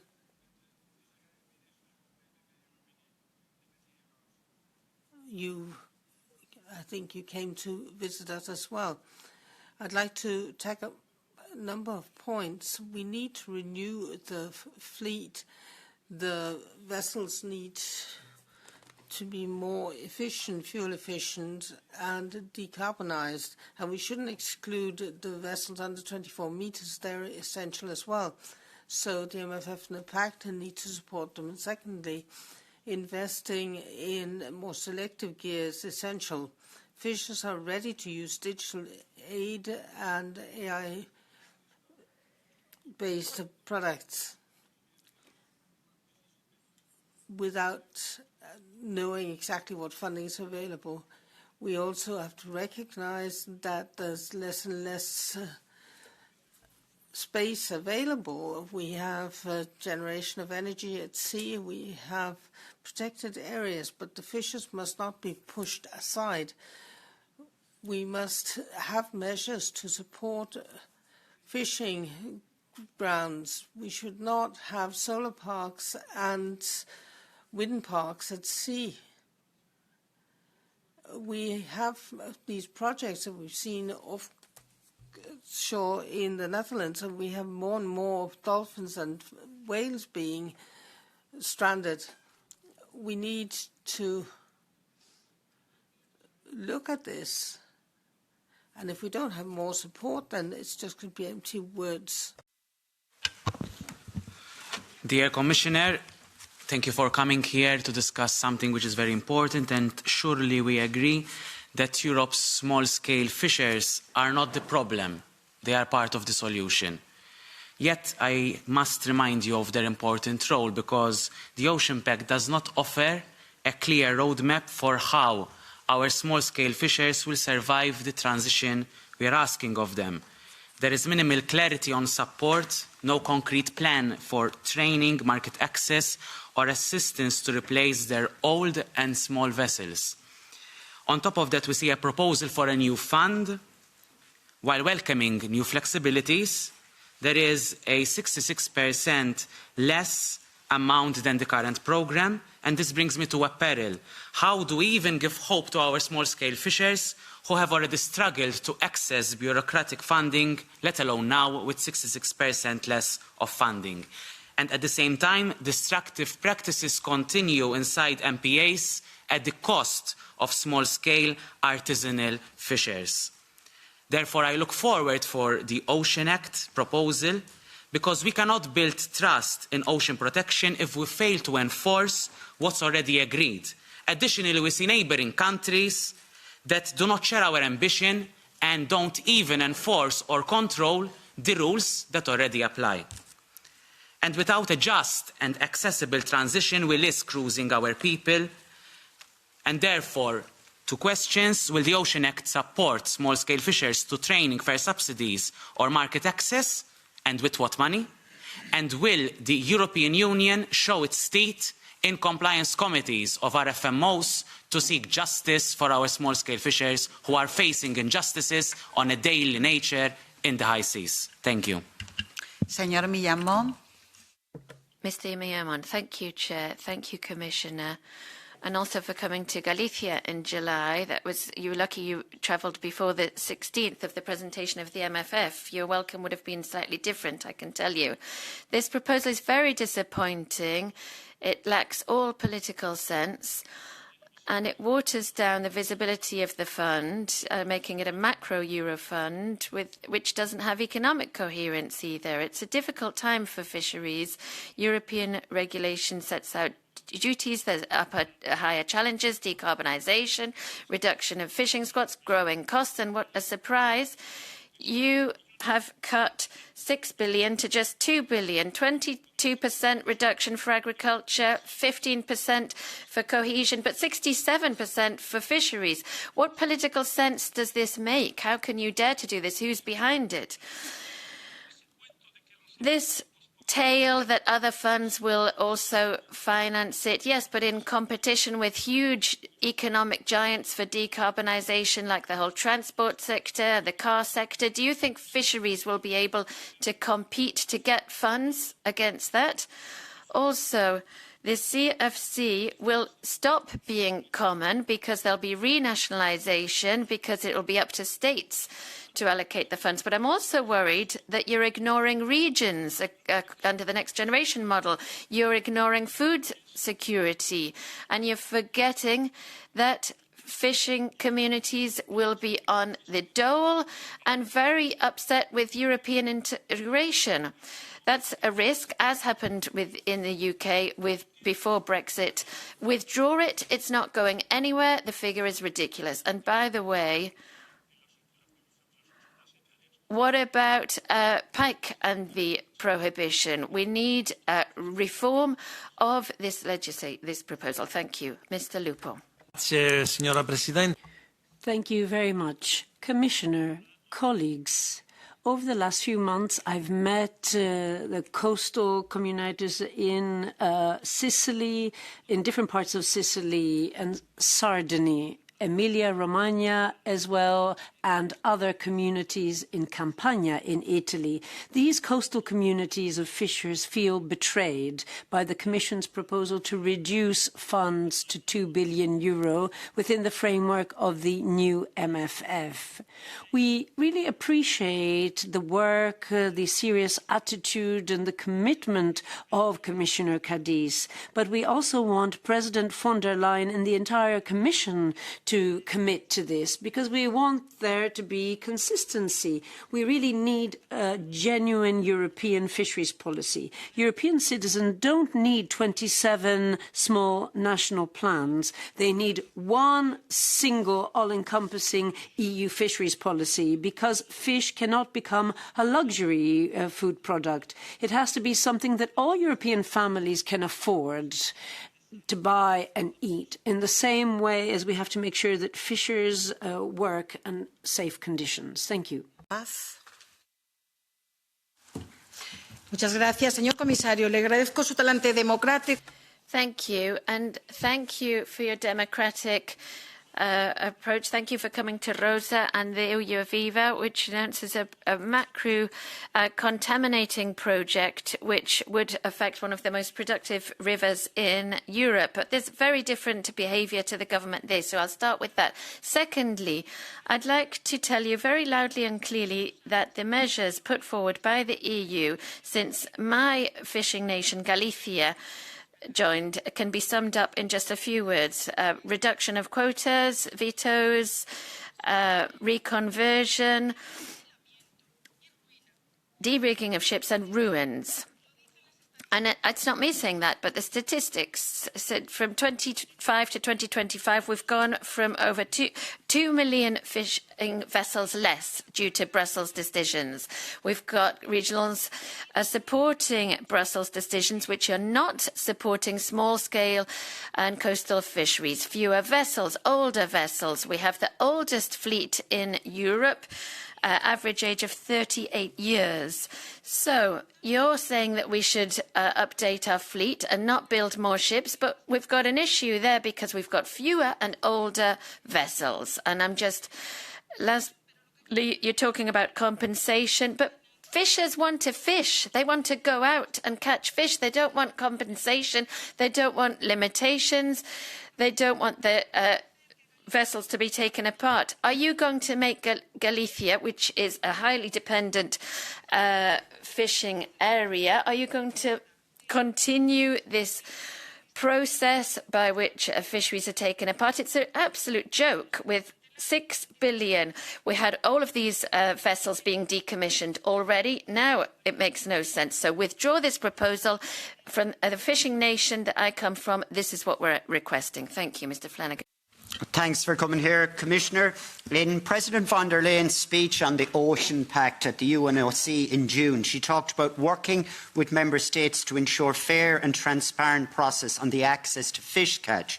And both President von der Leyen and the Ocean Pact also explicitly mentioned supporting small-scale fisheries as a priority, which is great. Yet the Ocean Pact says the Commission will only consider the establishment of an advisory council for small-scale fisheries. So I suppose the obvious question is, why is the Commission not willing to commit to the establishment of an advisory council for small-scale fisheries if supporting them is a priority and not just politically popular? The Ocean Pact also talks about funding for coastal communities' resilience. How will you ensure that this funding can be accessed by those who need it? Will you take new and concrete measures to ensure access to, such as linking funding to targets that Member States have to meet, such as providing preferential access to small-scale vessels to inshore waters 12 miles from the shore, or the effective implementation of Article 17 of the CFP? And I hear a member of the EPP asking, who is behind this when it comes to the cuts? Who is behind it when it comes to this new way of handing out funding? Can you at least own it? We know who's behind it. An EPP-led commission which you voted for. Please take responsibility for it, because otherwise it is totally dishonest. We know who's behind it. We know how to stop it. Get rid of them. Thank you. Señor González Casares. Mr. González Casares. Thank you, Commissioner, for visiting us in person. I don't know if it would have been different, as Mr. Millamon has said, but what I do appreciate is that from the regional authorities of Galicia, they didn't show any concern for the European budget. And now what we have is the PP against the EPP. Now in this debate, en el debate presupuestario. It's quite surprising, but here we hear that it's the majority party, although often they're linked to the far right, the majority in the council, where you can't play on both sides. You've got to be serious and tell citizens who is behind this proposal that we all acknowledge as negative. We see it as negative, bad for fisheries, not just for fisheries, also others, but particularly fisheries. We have to say this to citizens. This budget has come from the European Popular Party, which is failing fishers. The EPP, which insisted on having fisheries commissioner because the previous commissioner didn't like it. I understand the reasons why. But now what we've got are the same policies, or even worse, with bigger cuts in budgetary terms. And that's not enough. What we also have is a lack of response to fishers' needs. Yes, well, we would all like to have more time. But perhaps my words aren't liked here, but no, it's not just for the Mediterranean. We've talked about longline fishing, which will also go into a ban as well with bottom trawling. And there's no solutions to that either. So, OK, fine, EPP, you're absolutely devastating fisheries. Mr. Bisner. Thank you, colleagues. Thank you so much. Gabriel. Sí, señora Bisner, puede continuar. Ms. Bisney, please go ahead. Thank you, colleagues, for listening, and thank you, Commissioner, for being here. Unfortunately, my two committees are always colliding, so I was here in the morning for the budget discussion, then I had to run to Envy Committee. We missed you here during the budget discussion, and as you can hear, many of the questions are related to this. But I will focus on the Ocean Pact. That's the topic of today. But this relates to the budget, because a very important part of the Ocean Pact that we discussed many times during the past year is the local involvement, the dialogue with stakeholders, the collaborative working methods and so on. How have you been implementing that in the work of the new budget, which impact our fishing sector very much? This working method that we praise in the Ocean Pact, how has that been applied on the budget, and how will you apply it also in the future? And then my second question, or it's rather a comment or remark actually, because we need to put this Ocean Pact into action and put the words into results. And it's very hard for me not to mention the Baltic Sea, just like Isabella did a few minutes ago. Can you comment on the fact that we still have unchanged fishing quotas for the central Baltic herring? Because for me, that does not align with the message of the Ocean Pact. We need to take the alarm seriously. Can you comment on that? And I would also like to discuss it further with you. So see this as an invitation for further dialogue. Gracias, señora Wiesner. Ahora voy a hablar. Thank you. And now I'm going to take the floor as an MEP to say that, as we've discussed in Spain, the Vice President of the Commission is Ms. Ribeira, and she's been the Minister of Ecological Transition in Spain, and her decisions were terrible for fisheries in Spain, and perhaps she's doing the same thing now in the Commission. And this can be rejected by member states. It has to be unanimous. Our country, Spain, Mr. Sanchez, will vote against the MFF. But lastly, I think this Commission wants to help the Commissioner to redress the situation over the next 2 years. And we are going to help you, Commissioner. If you want our help, we will try to change the situation for fishers. And now I give the floor to the Commissioner for 15 minutes to answer all of those questions.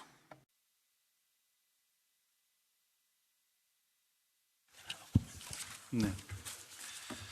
Thank you very much for your remarks, your comments, your questions. We took well note of what you have said. I am approaching with a constructive way your reservations, even the criticism about the new MFF. Most of the questions were about the MFF, so if you allow me, I will try to explain, to say a few more things about the structure of the MFF and how it can support fishers.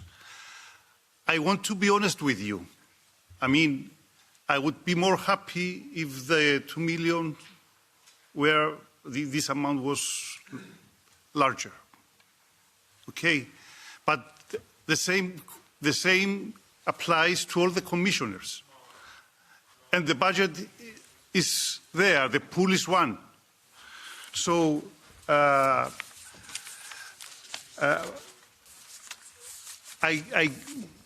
distributed a leaflet which provides some additional information.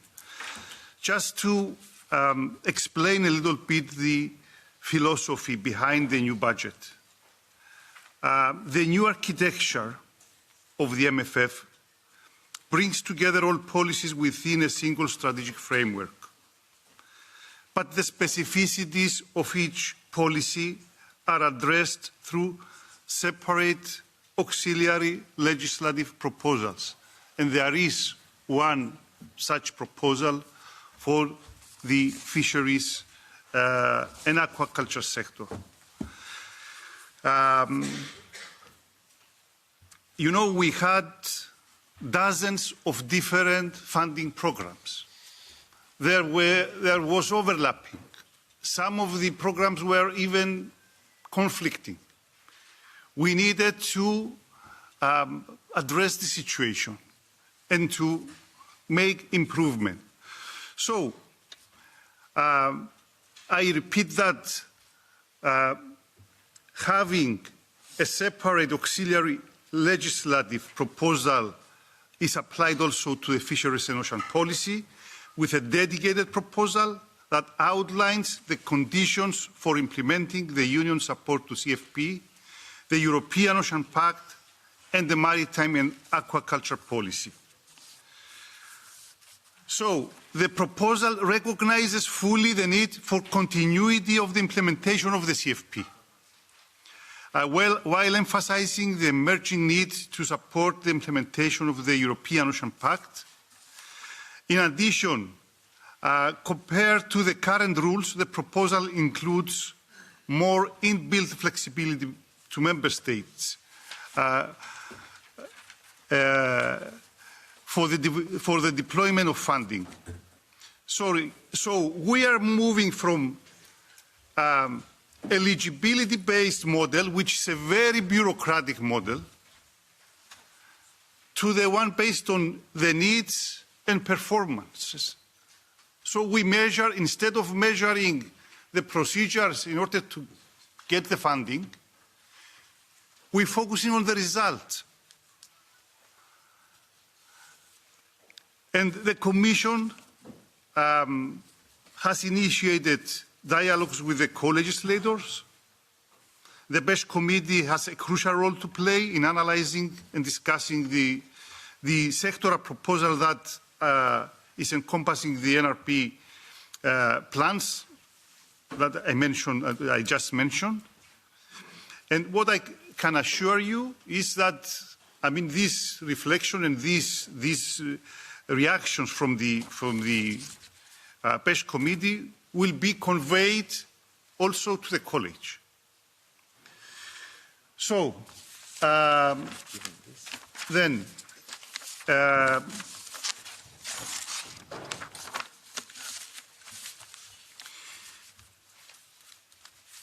I have to clarify that the funds have not been cut. Instead, they are allocated differently.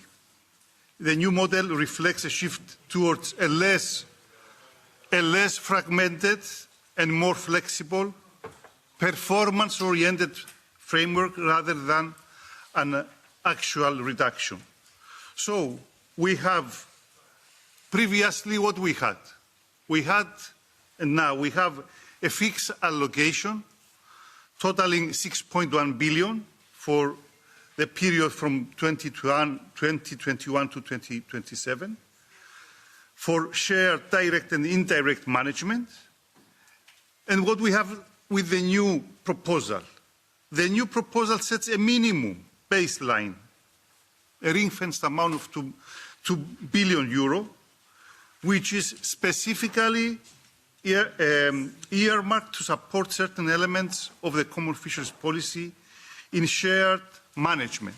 But this is just the starting point. That's what I want to explain. I mean, in addition, in the same pool, there are 453 billion to be allocated for economic, social and territorial cohesion, agriculture, rural, fisheries and maritime prosperity and security. And Member States will be able to spend additional amounts from this fund on fisheries and aquaculture, depending on their priorities and needs. So I wouldn't imagine a country, for example, Spain, where the fisheries is very high in their priorities, not to include additional funding for fisheries policies. Member States, so we will be able to spend additional amounts from this fund on fisheries and aquaculture, depending on their priorities and needs. For instance, Member States can direct the funds to strengthen their blue economy, contributing to sustainable food sources and carbon reduction. But there is much more beyond that. We have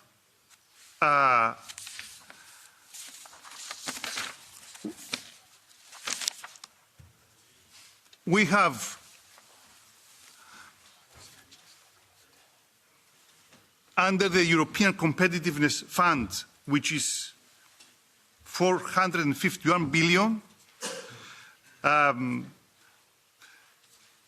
activities and investments in fisheries, aquaculture and marine industries can be fostered, can be supported. We have Global Europe with 215 billion that will help strengthen partnerships with non-EU countries to support ocean diplomacy and international ocean governance. So there is a huge potential which should not be disregarded. And there are opportunities to fund the activities that are funded in the current MFAF with even more funding. And I just wanted to repeat that all activities that are eligible under the current MFAF will be eligible under the new MFF. I will refer to some of the questions raised by you. Firstly, on the Ocean Act. The Ocean Act will not add additional administrative burden. The Ocean Act will build on the revision of the Maritime Special Planning Directive. It will ensure that existing targets linked to the ocean are identifiable under one roof and will facilitate their coherent and effective implementation while at the same time decreasing administrative burden. We already have ambitious targets. We don't need other targets. What we need is to implement correctly and adequately what we have now. And this will be the main aim of the Ocean Act. We want to deliver the Ocean Act by the end of 2026, and definitely this committee will have a very important role to play in approving in developing and approving the Ocean Act. The Ocean Board, we had a good example of the European Board for Agriculture and Food, and following this example, we will have a call for expression of interest for a limited number of members to ensure the workability of such a board. It will be a high-level board and will support us in monitoring and implementing the Ocean Pact and to implement what is in the Ocean Act.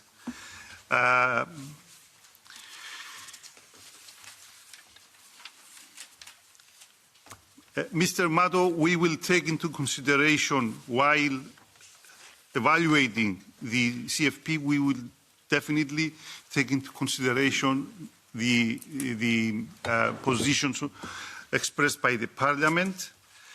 The landing obligation is also evaluated in the framework of the CFP.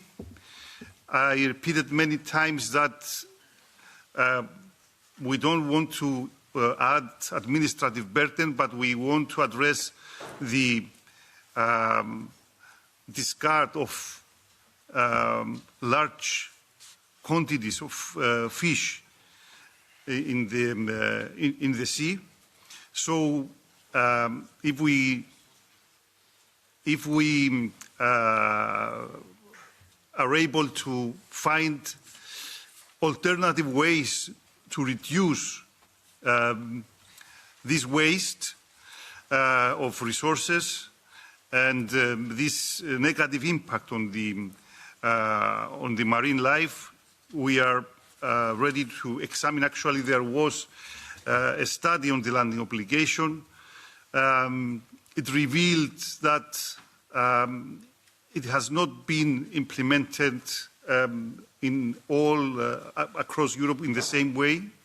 So we need to see what are the findings of this study, and if there are alternatives, we can discuss it in this issue in the framework of the CFP evaluation. I will repeat my position regarding banning of bottom trawling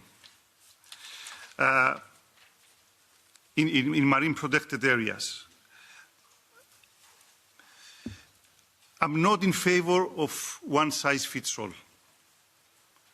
What I'm saying is that in marine protected areas, we can have management plans as it is foreseen in the relevant legislation. And the management plan can identify which activities are compatible with what we want to protect. If bottom trawling is compatible, it can continue. If it's not, so it should be stopped. It should stop. I mean, I could not imagine an area,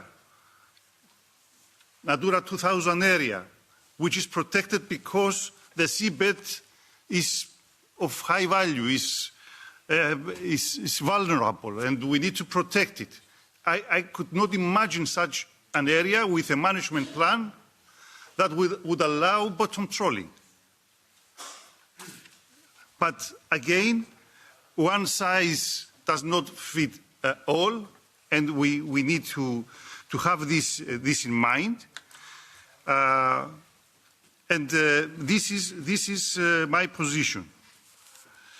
As I mentioned in my introductory comments, the modernization and decarbonization of the fishing fleet is one of our main, is one of our priorities. We understand that this will bring benefits to the environment, will bring benefits to the fisheries sector, we will bring benefits regarding safety on board, and this is something that we are working on. The two exercises that are ongoing, the Energy Transition Alliance, which will contribute to the preparation of the Energy Transition Roadmap, and the evolution of the European fishing fleet, along with the evaluation of the CFP, will provide to us all the information that is required in order to take measures. The overall philosophy is that we want to support the modernization and the decarbonization of the fishing fleet without contributing to overfishing. And this is the principle. Under this principle, I think that we can, and I think my time passed, so I will, if you allow me, just one or 2 minutes to. After other intervention. Okay, we will have another round. Okay. Okay. Vamos a. So we can have a short round with the coordinators, but please be brief so that the Commissioner can answer the other questions. So you have a little bit over a minute. We'll start with the EPP coordinator, Mr. Mato. Yes, thank you very much, Madam Chair. Very briefly, Commissioner, you know that I hold you in high esteem and I truly appreciate your efforts to defend what I think is not defendable. I said this before. After listening to you, one would think that we should be happy. You said that there are more funds, that there's a lot of potential, a lot of funds that weren't there or had less money now have more money. But I think to us that sounds like a joke because we've had a 67% cut. When you said that all commissioners would like more funds, yes, but there is no other commissioner that has faced a 67% budget cut. We can try and disguise it and mask it in different ways, but at the moment we're losing the European policy, and we're renationalising, and that's a serious mistake. You might be surprised with what I'm going to say. I feel pretty calm, and we have to pass on a message of tranquility and calmness to our fishers, because I just listened to Mr. González Casares and he's left the room, unfortunately. It seems like the EPP has been evil and has done terrible things, and now it seems that the Spanish government of Spain is going to veto the MFF. So we don't need to worry, because Mr. Pedro Sánchez is going to veto the MFF, and I'm going to praise him for that. Mr. Rodriguez. Obrigado, Sra. Presidente. Thank you, Chair. Just a last few words to clarify some doubts, if possible, whether what we're seeing with the MFF. The solution is straightforward. We just have to have the PACT text.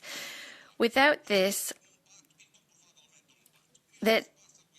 we can't say it's not a pact, and that's the same with this budget cut, which is obviously a record cut and really damages fishers.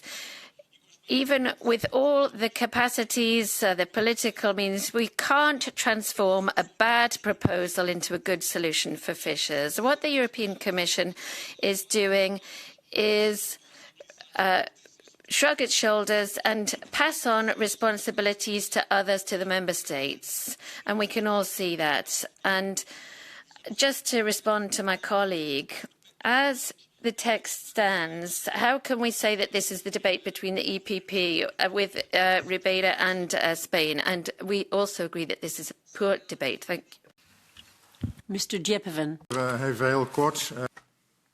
Thank you very much. Very briefly. Thank you, Commissioner, for the replies you've just given us.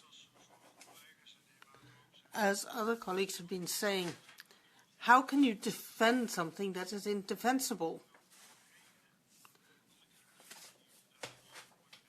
And to what extent can we count on you to take on board the criticism you heard today and transfer it into something positive for the fishers?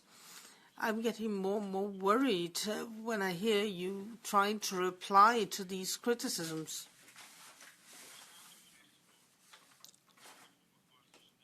Are you going to take account of what's been said in the committee? Are you going to change it? Are you going to lead it to changes in the MFF? Or are you going to defend something that's indefensible? If the latter, I'd ask you to think again. Dank u wel, voorzitter. Dank u aan de... Thank you very much, and thank you to the Commissioner for this explanation. He did say he's not happy with the 2 billion.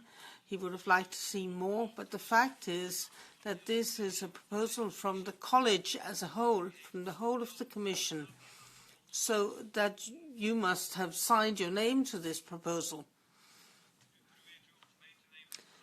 Now you're trying to get us on board and saying, oh, well, wait and see. There'll be other funds that we can access over and above the 2 billion. But to be honest, I'm not convinced, because it's very unsure that we're going to get the funds which are not ring-fenced for fisheries. So really the question is, how can we increase the budget for fisheries? How can we safeguard it? And I really do feel that the whole proposal is full of question marks. And I look forward to hearing your answer to my question about research and more selective fishing gear. Mrs. Wiesner. So much, Mr. Commissioner. I will be short, because I think the message from this committee has been very clear. Our worry about renationalization is very real, as we hear. With all of these national flexibilities, there is a risk that we don't have a common European fisheries policy anymore. But I want to repeat my question, because I didn't quite catch your answer on the local involvement, how you will combine the conclusions from the Ocean Pact that we need to have local dialogue and stakeholder dialogue together with this new budget. How will you communicate this and defend this among the local coastal communities all across the EU? Señora Levin. Mrs. Levine. Madam Chair, thank you, Commissioner, for your answer on the bottom trawling and the MPAs. So did I get it right that you don't consider bottom trawling affecting habitats and ecosystems and that it could be allowed in MPAs? My second question, I hope I can get an answer to also concerning ecosystems. When we are talking about the Baltic Sea, we already know that climate change, eutrophication, and biodiversity loss and the collapse of the cod has totally changed the ecosystem, and that scientists now are really scratching their heads because the scientific advice on TACs is not really adapted to this new situation. So my question is, can the Commission immediately ask ICES on precautionary and ecosystem-based advice on TACs that are multi-species and really precautionary in this new situation? And we don't have any time to lose, and all the scientists are saying this. Thank you. Señor Everdeen. No. Pasamos entonces a los miembros. Thank you very much. Since Mr. Everding doesn't want to take the floor, we'll take the other MEPs in the committee who would like to take the floor. Mrs. Le Kalinek. Thank you very much, Madam Chair. As you said, Commissioner, for you, we are allies to get more and better for fisheries and aquaculture.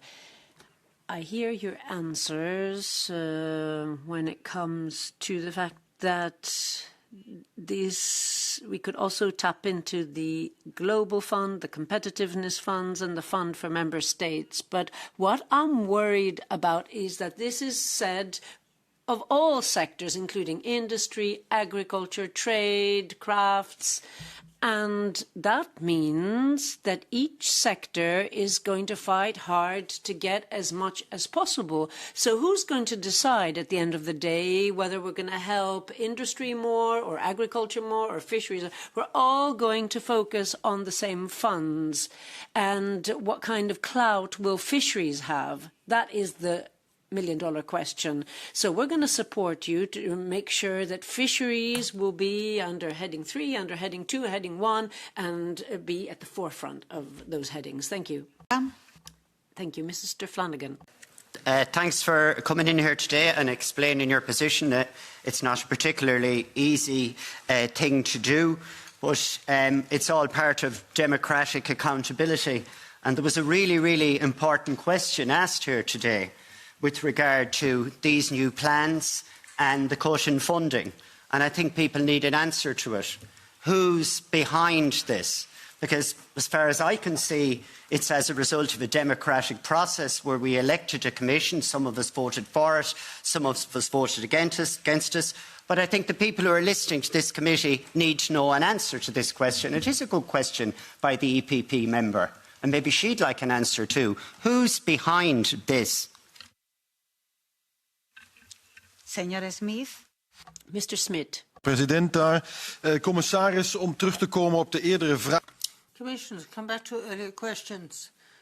It's sufficiently clear to me that this commission or this committee is not accepting this proposal, this idea that 1% of the budget for fisheries is being left over at the time where we have a shortage of food and a strategic need. But I have a question about the Oceans Act and Oceans Pact when it comes to the ban on social parks at sea.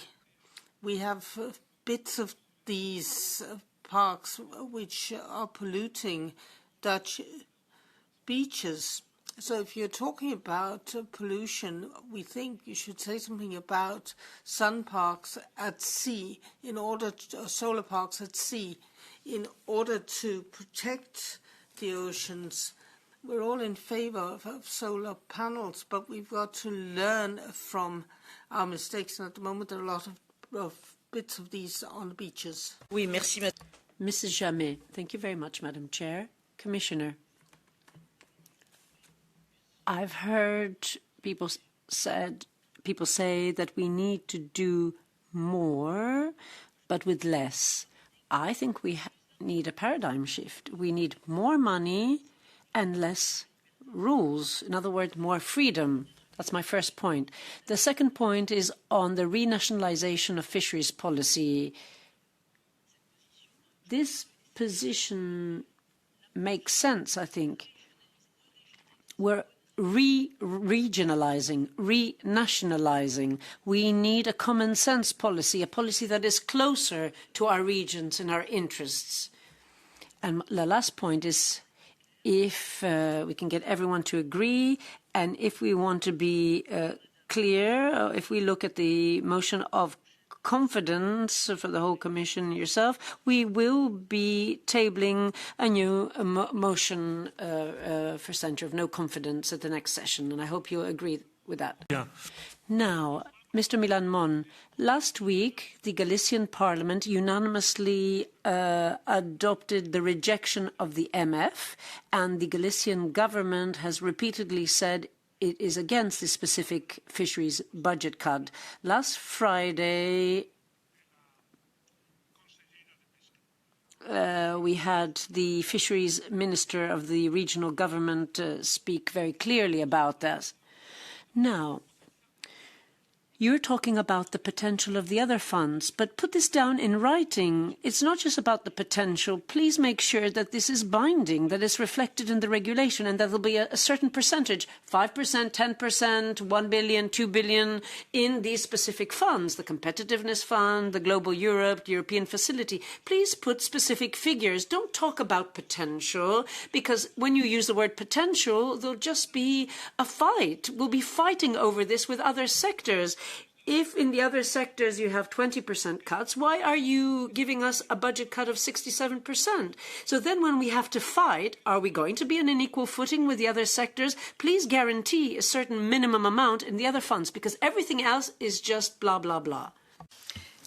Señor Comisario, le reitero mi pregunta. Mrs. Miranda, I'd like to reiterate my question. What guarantee is there that Galicia, the main fishing nation of Europe, is recognized as a region that highly depends on fisheries? Are you going to recognize this? Do you prefer this, or do you prefer complete disaster? So let me repeat the question, because I saw you put your headset on. Galicia is the main fishing nation of Europe. How are you going to make sure that it is a region that is highly dependent on fisheries? The time has come to do this. We have lost 2,000 vessels and a lot of fishing capacity. So the time has come to support the main European fishing fleet. And now to wrap up, I'm going to speak with my MEP hat on. Commissioner, we don't understand the change in model. MFAF worked well, so we don't know why you have gone for this change. And of course, there's the budget cut as well. There's so many issues in the fisheries sector. Fishers are waiting for updated scientific studies. We want changes to the Mediterranean plan, as the EPP spokesperson said. We want changes to the 87, to the ban on long lines in 87 areas. And then there's the issue of what is happening to certain areas in Spain and Portugal. We want bans reversed because the situation is much better. So we want answers. We need them more than ever. Thank you very much to everyone for their questions. And now I'm going to give the floor to the Commissioner so that he can wrap up this part of the meeting with his answers. This is a very important topic. So, Commissioner, thank you very much for making yourself available. Thank you very much for all your hard work.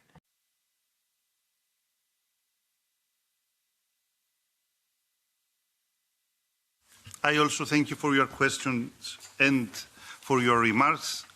On the MFF, I just wanted to repeat that we are not talking about cuts. We are talking about reallocation of resources. And you asked me how the sector will secure that some of this money are dedicated to the fisheries sector and the aquaculture sector and the ocean-related policies. And I say that it is this form of MFF provides the flexibility to the member states to develop their plans according to their priorities. It's different. The priorities of a landlocked country, for example, will be different in the fisheries sector, will be different with the priorities of countries like Spain, like Italy, like Sweden, like countries where the fisheries sector is very well developed. Moreover, the Commission will review the national plans and will make sure that the priorities of the CFP are very well reflected in the national and regional partnership plans. So there is an article in the relevant regulation that requires the Member States to provide explanations on how the countries will address the priorities of the CFP. And if they are not adequately addressed, the Commission can return the NRP back and demand better allocation of resources so that the plan can address the priorities of the CFP.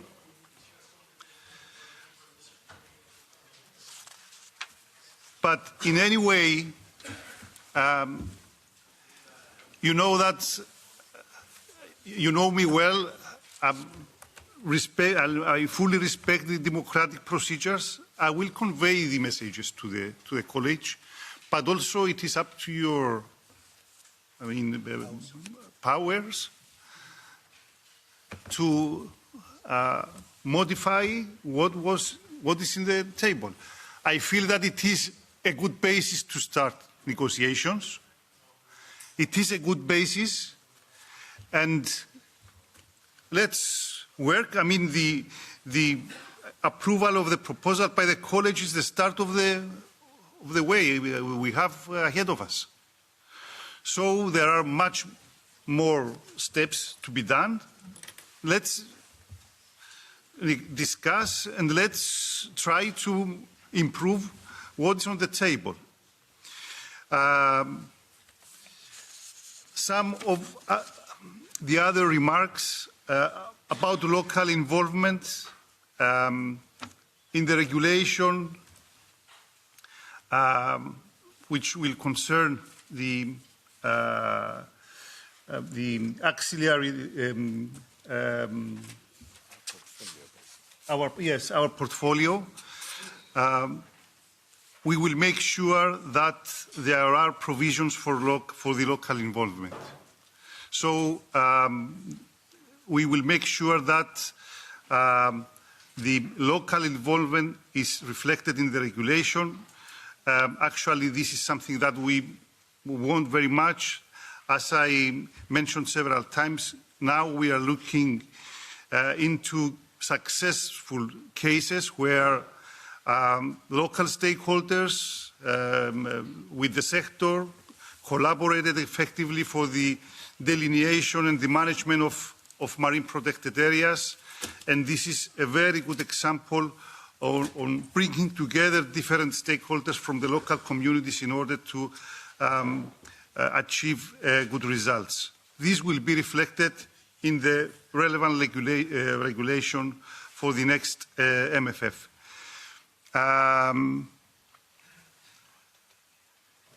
About the Baltic Sea and the multi-species approach, our proposal takes into account multi-species, and actually the next week's conference will discuss on what additional work is needed to support multi-species approach. The next week conference is an indication on the intentions of the European Commission to address the Baltic situation with a holistic approach. About the advisory council for the small-scale fishers, personally, I'm in favor of this development, but there is an ongoing work in the framework of the CFP evaluation. This is a legislative procedure, so we need to follow the legislation. About the coastal communities, the new MFF proposal and the national and regional partnership plans recognize the importance of coastal communities and local action groups and provide more opportunities for synergies through funding. About selective fishing, this will be continued to be financed. I'm referring to the West Med map, but also I will refer to the innovative measures. It will be in the core of the national and the regional partnership plans. And yes, they can be supported through the NRPs. I think that I covered most of the...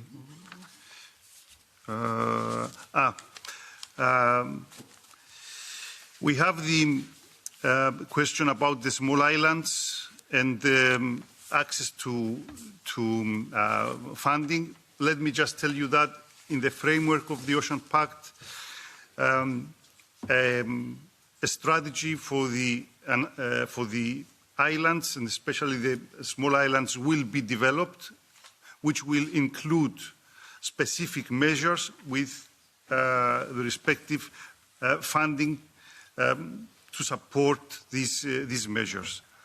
And the CFP is not a disaster, as it was mentioned by a member of the Parliament. The CFP is a policy that has produced tangible positive results.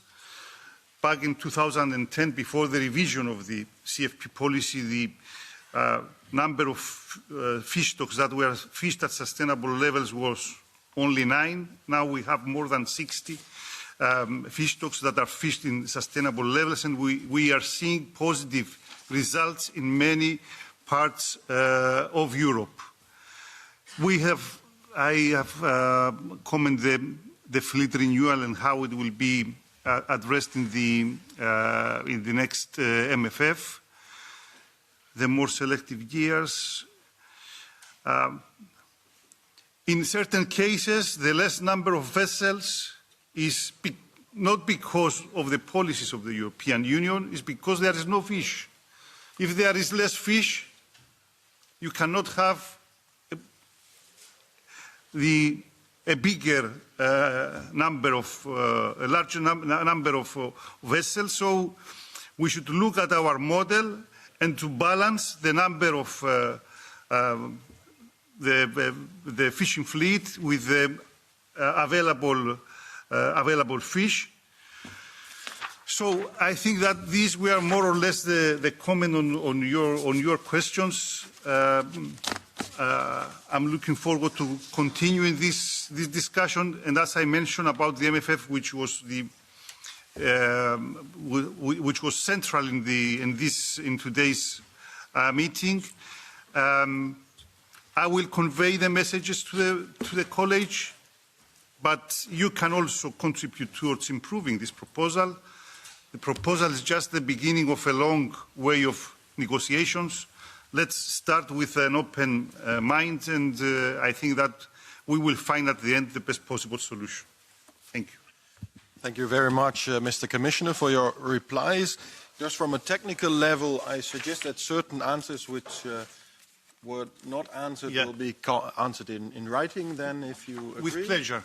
And I thank you for your, especially also for your closing remarks, which do stress that budget rights also remain with Parliament, and I think the members of the committee look forward to work with you on the proposal as it stands. Okay. Thank you. Thank you. Thank you very much.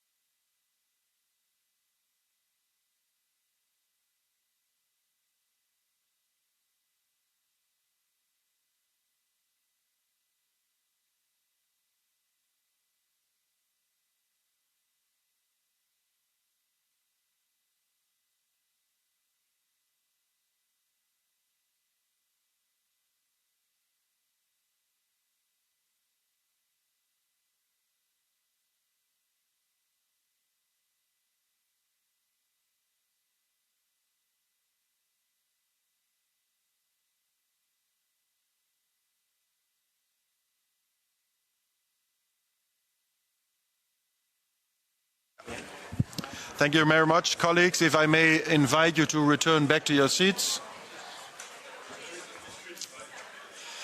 Un grand merci aux membres présents. Big thank you to the members present. This brings us to our next point on the agenda. Sorry.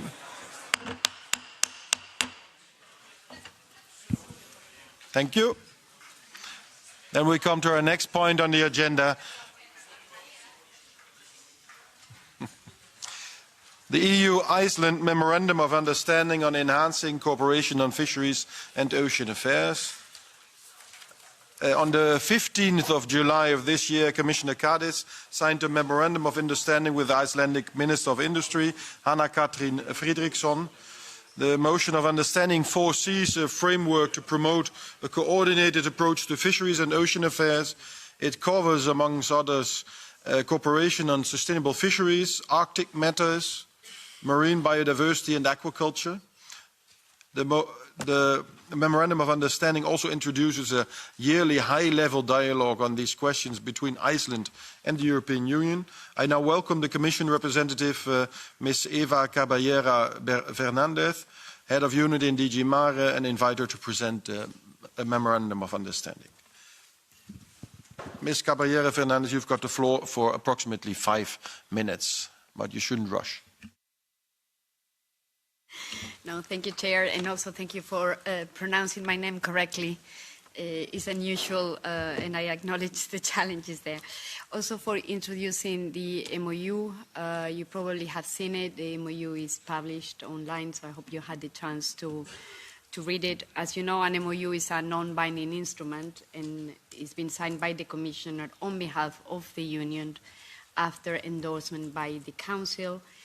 I acknowledge the Parliament is not involved in this procedure. It's a political document. However, I welcome very much the chance to come here to present it and engage with the honourable members of the Parliament on the content of the MOU.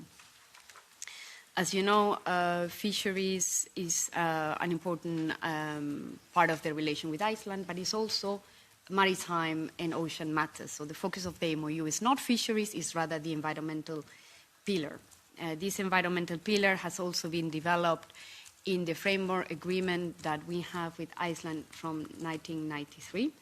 This is a long-standing agreement that, as we know, since the last years is laid dormant, and it actually one of the objectives of the MOU was to revive this environmental pillar of this agreement, to revive the relations and the cooperation with Iceland.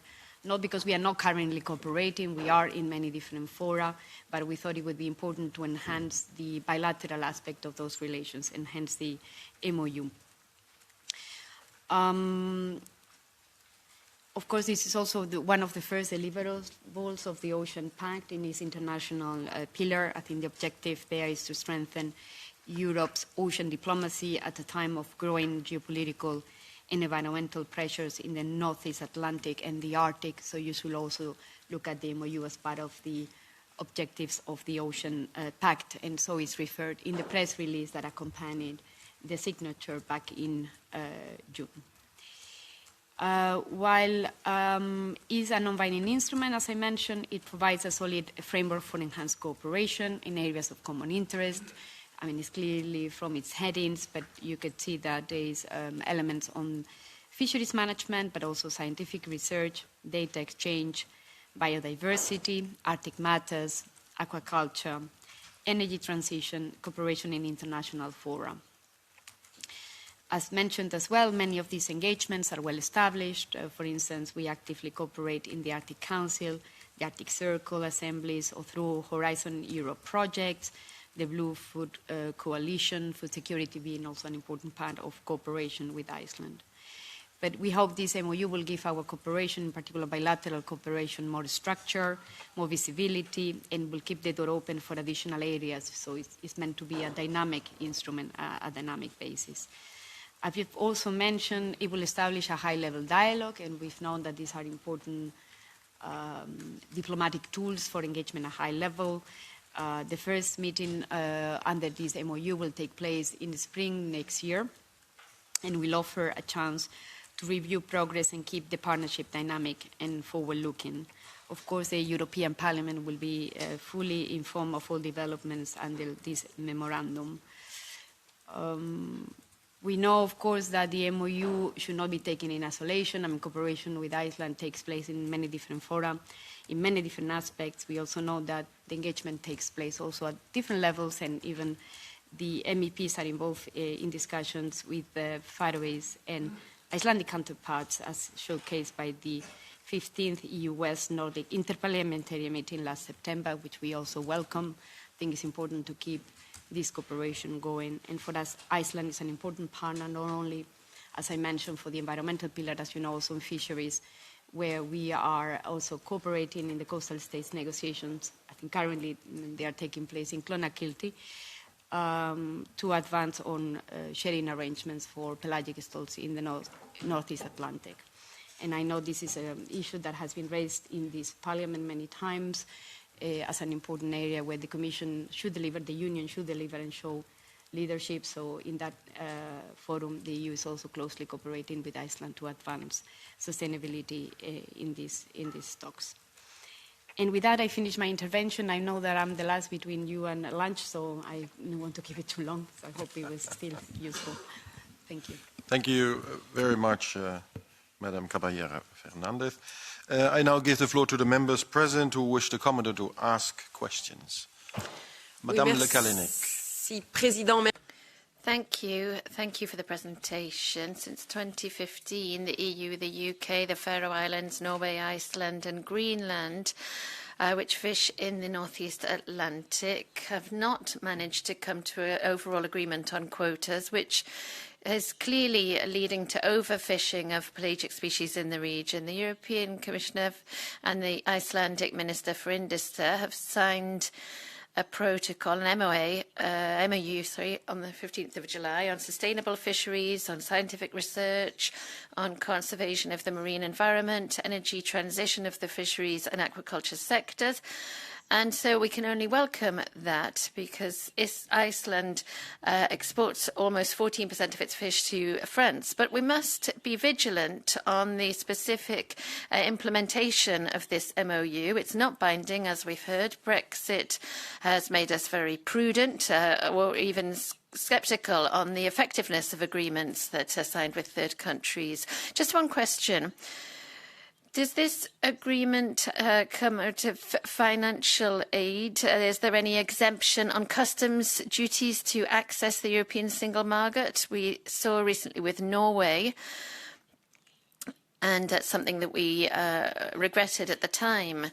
There's a meeting in early 2026, and I hope we'll be kept abreast of the conclusions. Thank you. Next speaker is Mr. Diepenveen on behalf of the Patriots. Dank u wel, voorzitter. Thank you very much, Chairman. Chairman, this memorandum with Iceland may well be useful. It's a structural platform for cooperation. It means more stability in negotiating on shared stocks as blue whiting and herring. But it's also in the interest of our fishers to that extent. However, we have to be careful. This memorandum goes beyond quotas. It drags Iceland into Brussels and biodiversity and Arctic policies, which shouldn't lead to more bureaucracy for our fishers. So we support cooperation. We're talking about cooperation and stability, but not support for extending the Brussels agenda to the detriment of the sector. Next speaker is Mr. Everding. On behalf of the left. Thank you, Chair. I will continue in German. Liebe Kolleginnen. Ladies and gentlemen, it's almost lunchtime, but I do have to ask a question. What are what we call zombie salmon?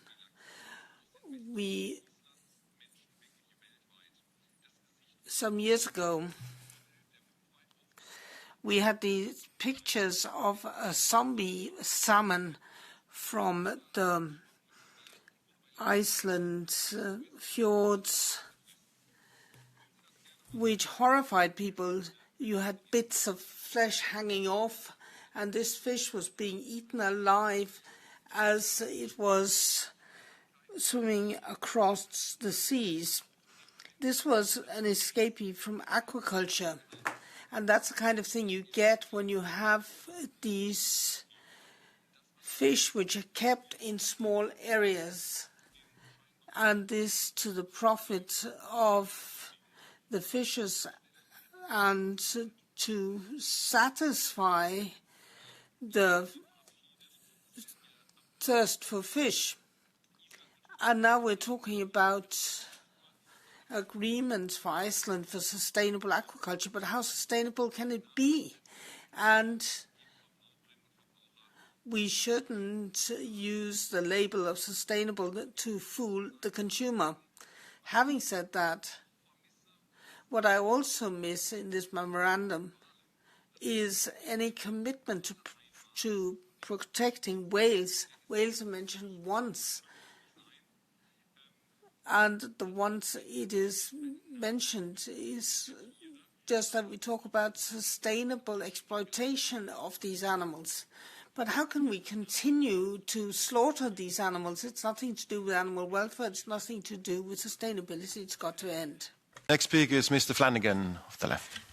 Thanks very much to the Commission. It's a pity there isn't more here, but anyway, obviously we're not well paid enough. I welcome the aim of the Memorandum of Understanding to strengthen cooperation in managing shared fish stocks and the marine environment more generally in order to ensure sustainable fishing.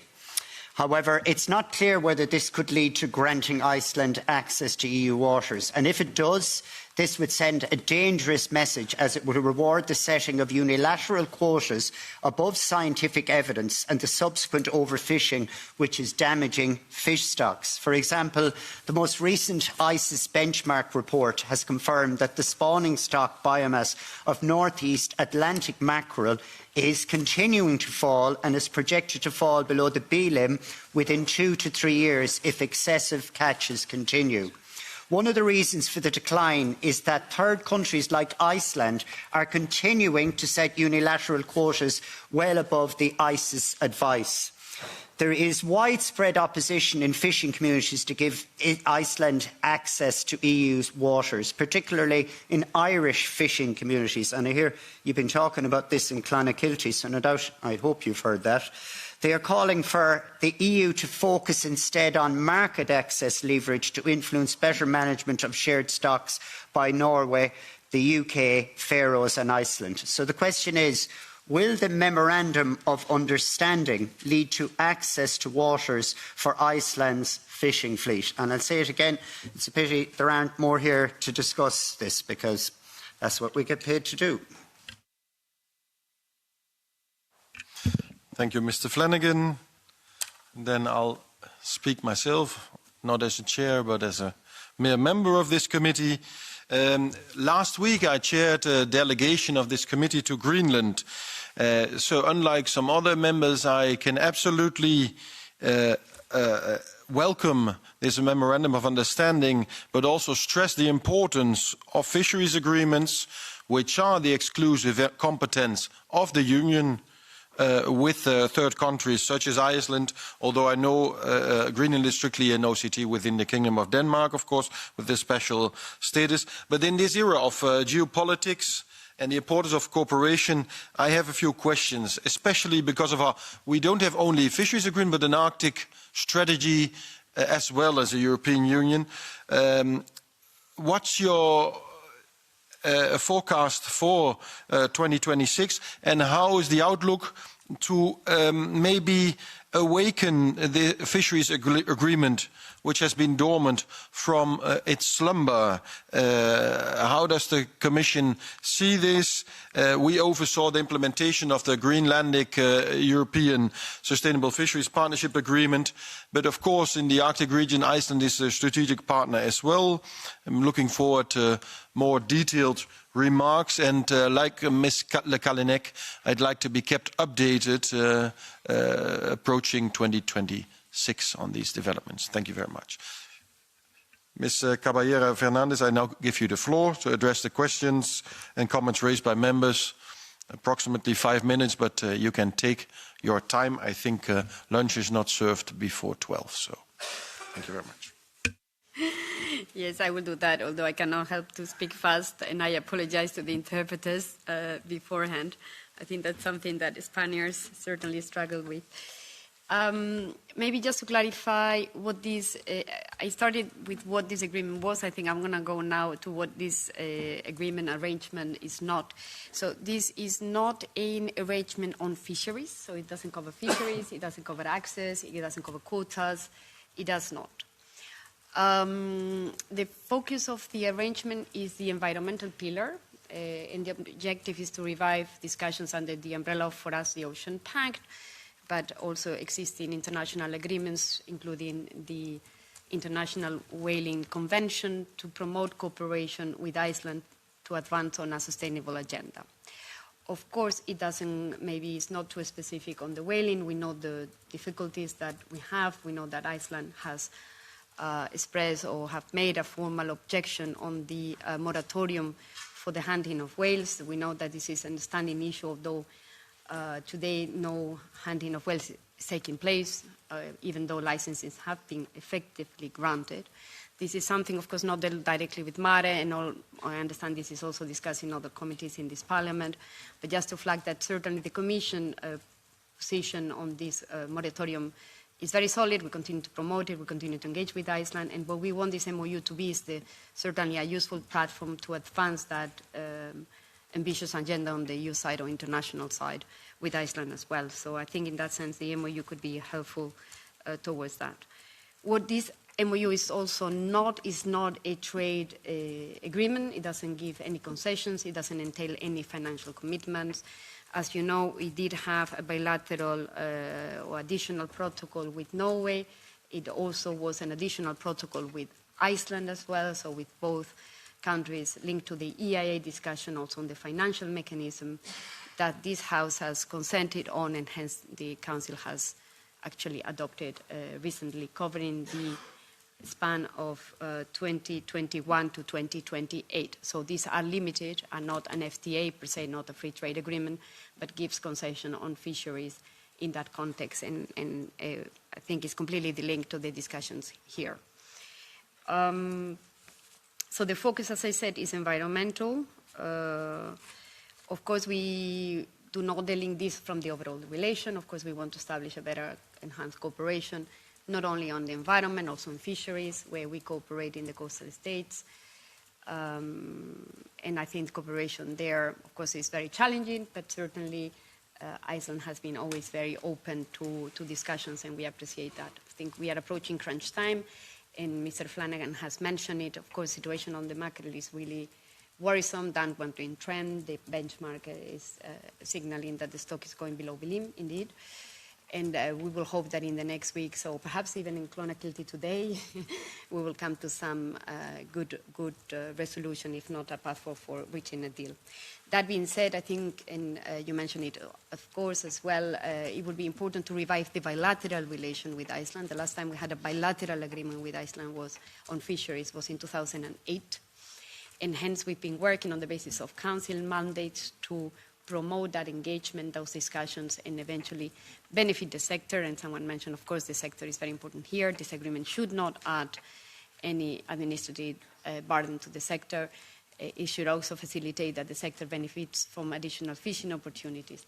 However, since we're looking into the broader context, for us it's very important that this is coherent to our strategy in the coastal states negotiations. So any bilateral engagement will also be premised on advancing in coastal states, because the situation on pelagics in the Northeast Atlantic is very dire and very much of concern of this House, as I know. And I hope I reply to all this. I cannot reply on the zombie salmon, but certainly aquaculture will be covered under this, and I hope that we don't have more zombie salmons. But if any zombie salmon reaches your plate, of course, this should offer a forum to improve sustainability in aquaculture as well. I'm not saying that this will offer all the solutions, but certainly would want that we have a close engagement on these issues with Iceland. Gracias, thank you. Are there any questions from the members? No follow-up questions. Then I would like to thank the Commission and you in person, and thereby the morning part of this committee meeting is closed. See you back at 2:30 this afternoon.